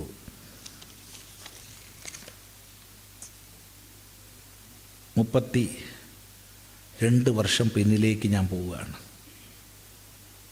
ഈ ഇരുന്നിടത്തുനിന്ന് 1994 എറണാകുളം ചിന്മയ മിഷനിൽ ഒരു പ്രഭാഷണം. ഇപ്പോൾ രാവിലെ വേദാന്ത ക്ലാസ്സാണ്, എന്താണെന്ന് ഓർമ്മയില്ല, എന്തോ ഒരു പ്രകരണമാണ്, വേദാന്ത പ്രകരണമാണ്. വൈകുന്നേരം പൊതുപ്രഭാഷണമാണ്. ആ പൊതുപ്രഭാഷണം ഭഗവത്ഗീതയിലെ പ്രത്യേകം വിഷയങ്ങളാണ്. ചിന്മയ മിഷൻ, ശ്രദ്ധിക്കണേ, ഭാഷ വളരെ ശ്രദ്ധിക്കണം. എനിക്ക് താമസിക്കാൻ വേണ്ടി ഒരു റൂം തന്നിട്ടുണ്ട്. അപ്പോൾ 7 ദിവസത്തേക്ക് 5 ദിവസത്തേക്ക് ആ റൂം ആരുടേതാ? എൻ്റെതാ. 5 ദിവസത്തേക്ക്. 5-ാമത്തെ ദിവസം കഴിഞ്ഞാൽ പിന്നെ എനിക്ക് അധികാരമില്ല. ഇപ്പോൾ ഈ കസേര 9 മണി വരെ എൻ്റെതാ. 9 കഴിഞ്ഞാൽ ഇത് എൻ്റെ കസേരയാന്ന് പറഞ്ഞാൽ ഈ ക്ഷേത്രത്തിൻ്റെ പ്രവർത്തകർ എന്നെ തല്ലും. 9 മണി വരെ ഇത് എൻ്റെ കസേരയാണ്. 9 കഴിഞ്ഞാൽ 1 മിനിറ്റ് എനിക്കിതിൽ അധികാരമില്ല. ഇത് ഓർമ്മിക്കണേ എല്ലാവരും. ഇതെല്ലാവർക്കും വേണ്ടിയാണ് പറയണത്. നമുക്കൊക്കെ നമ്മുടെ സീറ്റ് ഇരിക്കാൻ വെച്ച സമയം വരെ മാത്രമേ ഉള്ളൂ. അതിനിടയ്ക്ക് വല്ലതും ചെയ്തോളാം. ഇരിക്കട്ടെ. ഏതായാലും രാവിലത്തെ പ്രഭാഷണം കഴിഞ്ഞു, രാവിലത്തെ ക്ലാസ് കഴിഞ്ഞ് എൻ്റെ റൂമിലെത്തി. എൻ്റെ റൂമിൽ വെള്ളം കുടിക്കുക, കുറച്ച് വെള്ളം എടുത്ത് കുടിക്കുക. അത്രയും നേരം സംസാരിച്ചാലേ 2 മണിക്കൂർ. അപ്പോൾ ഒരാൾ വന്നു. ഞാൻ സ്നേഹപൂർവ്വം ഇരിക്കുമെന്ന് പറഞ്ഞു. അയാൾ ഇരുന്നു. വെള്ളം കുടിച്ച് ഇങ്ങോട്ട് തിരിഞ്ഞ് എന്നോട് അയാൾ വെടിവെച്ച പോലെ ഒരു ചോദ്യം: നിങ്ങളെപ്പോലുള്ള സന്യാസിമാർ ഈ പ്രസംഗിച്ച് നടക്കുകയല്ലാതെ സമൂഹത്തിന് വേണ്ടി എന്ത് ചെയ്യുന്നു? നിങ്ങൾ കഷ്ടപ്പെട്ടവർക്ക് വേണ്ടി എന്ത് ചെയ്യുന്നു? ഞാനൊന്ന് നോക്കി അയാളെ. കാലിൻ്റെ അടുത്തുനിന്ന് തല വരെയും തലയുടെ അടുത്തുനിന്ന് കാല് വരെയും നോക്കി. ഞാൻ പറഞ്ഞു, ഞാനൊന്നും ചെയ്യുന്നില്ല. ഞാൻ എന്താ ചെയ്യണമെന്ന് അയാൾ അറിയിക്കേണ്ട ആവശ്യം എനിക്കില്ല. നിങ്ങളോട് തീർത്തു പറയുന്നു, ഞാൻ എന്ത് ചെയ്യുന്നു എന്ന് അയാൾ അറിയിക്കേണ്ട ആവശ്യം എനിക്കില്ല. ഞാൻ എന്ത് ചെയ്യുന്നു എന്ന് എനിക്കറിയാം. നിങ്ങളോട് പറയുകയാണ്, വേറെ ആരോടും പറയുകയല്ല, നിങ്ങളോട് പറയുകയാണ്. എനിക്ക് ദിവസവും ദക്ഷിണ കിട്ടും. ചില ദിവസം കുറേ പൈസ കിട്ടും, ചില ദിവസം കുറച്ച് പൈസ കിട്ടും. ചില പരിപാടികളൊക്കെ കഴിയുമ്പോഴത്തേക്ക് കൈ നിറയെ പൈസ ഉണ്ടാവും. പിറ്റേ ദിവസം ഉച്ചയാകുമ്പോഴത്തേക്ക് ഇത് മുഴുവൻ കഴിയും. മരുന്ന് വാങ്ങാൻ വരുന്നവർ, മകളുടെ വിവാഹത്തിന്, വീട് നന്നാക്കാൻ, ആശുപത്രിയിൽ അഡ്മിറ്റ് ചെയ്യാൻ, സംശയമുള്ളവർ വരും കൂടെ. ഇതൊന്നും കൂടാതെ എത്രയോ മക്കളെ പഠിപ്പിക്കുന്നുണ്ട് രഹസ്യമായിട്ട്. ഇതൊന്നും അവനോട് പറഞ്ഞു കൊടുക്കേണ്ട ആവശ്യമില്ല. അതുകൊണ്ട് ഞാൻ പറഞ്ഞു, ഒന്നും ചെയ്യുന്നില്ല. അതിരിക്കട്ടെ, നിങ്ങളെന്താ, പേരെന്താ? പേര് പറഞ്ഞു, എന്തോ ഒരു പേര് പറഞ്ഞു, വലിയ പേരൊക്കെയാണ്, ഒന്നും ഇവിടെ പറയണില്ല. നിങ്ങൾ എന്ത് ചെയ്യുന്നു? ഞാനൊരു പെൻഷനറാ. പെൻഷൻ എത്ര റുപ്യ കിട്ടും മാസത്തിൽ? 6000 രൂപ കിട്ടും. ശ്രദ്ധിക്കണേ, 1994 94 6000 രൂപ കിട്ടും. അപ്പം ഞാൻ പറഞ്ഞു, 6000 20% സമം 1200 രൂപ. നിങ്ങൾ 1200 രൂപ പാവങ്ങൾക്ക് വേണ്ടി ഉപയോഗിക്കുന്നുണ്ടോ? ഇതന്നെയാണ് ചോദ്യം. ഇയാൾ പറഞ്ഞു, ഇല്ല. നേരത്തെ പറഞ്ഞല്ലോ എൻ്റെ മുറിയാന്ന്. മനസ്സിലായില്ല? ഞാൻ പോയി വാതിലിൻ്റെ ബോൾട്ട് അങ്ങോട്ടിട്ടു. മുകളിലത്തെ ടവർ ബോൾട്ട് ഇട്ടു, താഴത്തെ ടവർ ബോൾട്ട് ഇട്ടു. സത്യം പറയാ നിങ്ങളോട്, മനുഷ്യ നിങ്ങൾ 600 രൂപ ചിലവഴിക്കണ്ടോ പാവപ്പെട്ടവർക്ക് വേണ്ടിയിട്ട്? ഈ സ്വരത്തിലൊന്നുമല്ല, ഭാവമൊക്കെ മാറി, നോട്ടം കണ്ണൊക്കെ മാറി. ഈ കണ്ണൊന്നുമല്ല. ഇല്ല, ഇയാൾ വറയ്ക്കാൻ തുടങ്ങി. 60 രൂപ ചിലവാക്കണ്ടോ? ഇല്ല. മനുഷ്യ നിങ്ങൾ 6 രൂപ ചിലവാക്കണ്ടോ? ഇല്ല. 6000 രൂപ പ്രതിമാസം പെൻഷൻ കിട്ടുന്ന നിങ്ങൾ 6 രൂപ പോലും പാവപ്പെട്ടവർക്ക് വേണ്ടി കൊടുക്കുന്നില്ല. എന്നിട്ടാണോ നിജമായ വരുമാനമില്ലാത്ത എന്നോട് ചോദിക്കണത്? എനിക്ക് നിജമായ വരുമാനമില്ല. ആരെങ്കിലും എന്തെങ്കിലും ദക്ഷിണ തന്നാൽ ഉണ്ടാവും, ഇല്ലെങ്കിൽ ഇല്ല. ഇയാൾ ആകെ അങ്ങോട്ട് ബോധം കെട്ട് വീഴുമെന്ന് വരെ എനിക്ക് പേടിയായി. ഇനി മേലൊരു സന്യാസിയോട് ചോദിക്കുക, ഇല്ല. ഞാൻ ഡോറ് തുറന്നു കൊടുത്തു. ഇയാളൊരു പോക്ക് പോയിട്ടുണ്ട് ഭഗവാനെ. MG റോഡിൽ അടക്കം കുഴിയുണ്ടായോ എന്നാ സംശയം. ആ ജാതി പോക്ക. ചിലർ ചോദിക്കും, സ്വാമി അങ്ങനെയൊക്കെ പറയാൻ പാടുണ്ടോ? നിങ്ങളൊരു സന്യാസിയല്ലേ? പിന്നെ അയാൾ എന്നോട് അങ്ങനെ പറയാൻ പാടുണ്ടോ? ഞാൻ ഒരു സന്യാസിയല്ലേ? അങ്ങോട്ടും ഇങ്ങോട്ടും ഒരുപോലെയാണ്. വലത്തെ കരണത്തടിച്ച് കിട്ടിയാൽ ഇടത്ത് കാണിച്ചു കൊടുക്കുന്നവനല്ല ഞാൻ. അത് വേറെ ആൾക്കാരോട് പറയുക. വായി കൈയിട്ടാൽ കടിക്കാത്തവനല്ല ഞാൻ. യഥാമാം പ്രപദ്യന്തേ താം തഥൈവ ഭജാമ്യഹം. ഏത് രീതിയിലാണോ ഇങ്ങോട്ട് സമീപിക്കുക, ആ രീതിയിലായിരിക്കും അങ്ങോട്ടും. അതാണ് ഭഗവാൻ ശ്രീകൃഷ്ണൻ നമ്മളെ പഠിപ്പിച്ചത്. അപ്പം സ്വയം ചെയ്യുന്ന ആൾ ഒരിക്കലും മറ്റൊരാളുടെ നിങ്ങൾ എന്ത് ചെയ്യുന്നു എന്ന് ചോദിക്കില്ല. സ്വയം ചെയ്യാം. എല്ലാവർക്കും കഴിയും. സ്വാമി എനിക്ക് അത്ര ധർമ്മശാസ്ത്രബോധം ഇല്ല. വേണ്ട. ചുറ്റുപാടുള്ളൊരു 4 വീട്ടിൽ കുട്ടികളെ വിളിച്ചിരുത്തിയിട്ട്, മക്കളെ സന്ധ്യയ്ക്ക് നാമം ജപിക്കുക, മാമയും കൂടാട്ടുവോ അല്ലെങ്കിൽ മാമിയും കൂടാട്ടുവോ, നമുക്കൊന്ന് ഒത്തുകൂടുക എന്ന് പറഞ്ഞൂടെ? 4 കുട്ടികളോട്. അതിലൂടെ 40 ആവില്ലേ, 400 ആവില്ലേ? വലിയ ഖണ്ഡനഖണ്ഡകാദ്യോ അദ്വൈത സിദ്ധി ഒന്നും പഠിപ്പിക്കണ്ട, മാണ്ഡൂക്യോപനിഷത്തൊന്നും പഠിപ്പിക്കണ്ട. മക്കളെ ഒന്ന് ഇരുന്ന് നാമം ജപിക്കുക. അല്ലെങ്കിൽ വേണ്ട, വീടിൻ്റെ ചുറ്റുപാടുള്ള കുട്ടികളെയൊക്കെ ഒന്ന് വിളിച്ചു കൂട്ടുക, നമുക്ക് അടുത്തുള്ള ക്ഷേത്രത്തിൽ ഒന്ന് പോവുക, എങ്ങനെയാണ് തൊഴേണ്ടതെന്ന് ഞാൻ കാണിച്ചു തരാം. എന്നിട്ട് അവർക്ക് പ്രത്യേകമായിട്ട് പായസമൊക്കെ ഒന്ന് വാങ്ങിക്കൊടുക്കുക, പ്രസാദമൊക്കെ ഒന്ന് വാങ്ങിക്കൊടുക്കുക. മക്കൾക്ക് അത് മതി, അവരാകൃഷ്ടരാവും. ഇത് ചെയ്യൂ. ഇത് ചെയ്യാൻ ആർക്കാ കഴിയാത്ത? നമ്മളെ ചുറ്റുപാടിൽ ദുഃഖമുള്ള വീടുകളിൽ എത്തിച്ചേരുക, രോഗമുള്ള വീട്, മരണം നടന്ന വീട് എത്തിച്ചേരുക, ഒറ്റപ്പെടലിൻ്റെ നൊമ്പരമുള്ള വീടുകളിൽ എത്തിച്ചേരുക. നമ്മൾ ഒന്നാണെന്ന് കാണിക്കുക. ഇങ്ങനെ പ്രവർത്തനം ചെയ്യാൻ കഴിയാത്ത ആരും കൂട്ടത്തിലില്ല. ഉണ്ടോ? പറയൂ, ഉണ്ടോ? ചെയ്യുന്നുണ്ടോയെന്ന് ചോദ്യം. ചെയ്യുന്നുണ്ടോയെന്ന് എനിക്ക് ചോദിക്കാൻ അധികാരമുണ്ട്. കാരണം എൻ്റെ കഴിവിൻ്റെ പരമാവധി ഈ പറഞ്ഞ എല്ലാ പണിയും ചെയ്യുന്നുണ്ട്. രോഗികളെ കാണാൻ പോകുന്നുണ്ട്, മരിച്ച വീടുകളിൽ പോകുന്നുണ്ട്, എല്ലാം ചെയ്യുന്നുണ്ട്. എൻ്റെ കഴിവിൻ്റെ പരമാവധി അത്രയേ പറ്റുള്ളൂ, അതിൽ കൂടുതൽ പറ്റില്ല. അപ്പോൾ തന്നെ വളരെ ഉറക്കം തന്നെ കുറച്ച് കുറഞ്ഞു. ഡോക്ടർമാർ വഴക്ക് പറഞ്ഞിരിക്കുക. ചിന്തിക്കുക. അതുകൊണ്ട് ലോകത്തിൽ മറ്റൊരാളോടും നീ എന്ത് ചെയ്യുന്നു എന്ന് ചോദിക്കുന്നതിന് മുമ്പ് സ്വയം ചോദിക്കുക, ഞാൻ എന്ത് ചെയ്യുന്നു? ഏതായാലും എത്രയോ മഹാത്മാക്കളുടെ പ്രവർത്തനത്തിൻ്റെ ഫലമാണ് ഇന്ന് നമ്മൾ ഈ കാണുന്ന ഉയർച്ച. ശ്രദ്ധിക്കുക. ഈ മഹത്തായ രീതിയിൽ ക്ഷേത്ര സങ്കേതം പ്രവർത്തിക്കുന്നത് എന്തുകൊണ്ടാണ്? ഇടക്കാലത്ത് ജീർണിച്ച് പോയിട്ടുണ്ടെങ്കിൽ, ഇടക്കാലത്ത് വേണ്ട ശ്രദ്ധ ഉണ്ടായിരുന്നില്ലെങ്കിൽ, ശ്രദ്ധാലുക്കളായ ചിലർ കഴിഞ്ഞ തലമുറയിൽ ഉയർന്നു വരികയും അതിൻ്റെ പിന്തുടർച്ച ഈ തലമുറയിലും ഉണ്ടാവുകയും ചെയ്തതുകൊണ്ടാണ് നമ്മളിവിടെ ഒത്തുകൂടുന്നത്. ഇതുപോലെയാണ് എല്ലാം. അതിനെ കാണുക, അതിന് വിലമതിക്കുക, അതിനെ ആദരിക്കുക, അതിൽ നിന്ന് പാഠം ഉൾക്കൊണ്ട് നമ്മളും അനുവർത്തിക്കണമെന്ന് മനസ്സിലാക്കുക. എല്ലാവർക്കും ഒരുപോലെ കഴിയില്ല. ഗരുഡൻ പറക്കണ പോലെ പരുന്തിന് പറ്റില്ല, പരുന്ത് പറക്കണ പോലെ കാക്കയ്ക്ക് പറ്റില്ല, കാക്ക പറക്കണ പോലെ കുരുവിക്ക് പറ്റില്ല, കുരുവി പറക്കണ പോലെ കൊതുകിന് പറ്റില്ല. പക്ഷേ ഇവരെല്ലാം പറക്കണുണ്ടല്ലോ, എല്ലാം പറക്കണില്ലേ? ഇവർക്കെല്ലാം പക്ഷങ്ങളുണ്ട്, എല്ലാം പക്ഷികളാണ്. ചിലർ കൊതു പക്ഷിയാണോ സ്വാമി? കൊതു പക്ഷിയാണ്. പക്ഷമുണ്ടെങ്കിൽ പക്ഷിയാണ്. 4 കാലുണ്ടോ ഇല്ലയോ എന്നല്ല ചോദിച്ചേ. പക്ഷമുണ്ടോ? ഉണ്ട്, എന്നാൽ പക്ഷിയാണ്.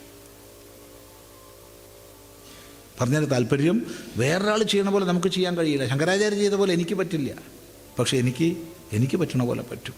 ഇതുപോലെ ഇരിക്കണം. ഓരോരുത്തർക്കും അവരവർക്ക് പറ്റുന്ന പോലെ പറ്റും, അത് ചെയ്യുക. അതാണ് പ്രത്യേകിച്ച് പറയാനുള്ളത്. ഏതായാലും 2 മിനിറ്റ് അധികമായിപ്പോയി, സാരമില്ല. സമയനിഷ്ഠ ഒന്ന് തെറ്റിച്ചു എന്ന്. ഓം ഭദ്രം കർണേഭിഃ ശൃണുയാമ ദേവാഃ ഭദ്രം പശ്യേമാക്ഷഭിര്യജത്രാഃ സ്ഥിരൈരംഗൈസ്തുഷ്ടുവാംസസ്തനൂഭിർവ്യശേമ ദേവഹിതം യദായുഃ. സ്വസ്തി ന ഇന്ദ്രോ വൃദ്ധശ്രവാഃ സ്വസ്തി ന പൂഷാ വിശ്വവേദാഃ സ്വസ്തി നസ്താർക്ഷ്യോ അരിഷ്ടനേമി സ്വസ്തി നോ ബൃഹസ്പതിർദധാതു. ഓം ശാന്തി ശാന്തി ശാന്തി. ഓം ഗുരുർബ്രഹ്മ ഗുരുർവിഷ്ണു ഗുരുർദേവോ മഹേശ്വരഃ ഗുരുസാക്ഷാത് പരം ബ്രഹ്മ തസ്മൈ ശ്രീ ഗുരവേ നമഃ. ഓം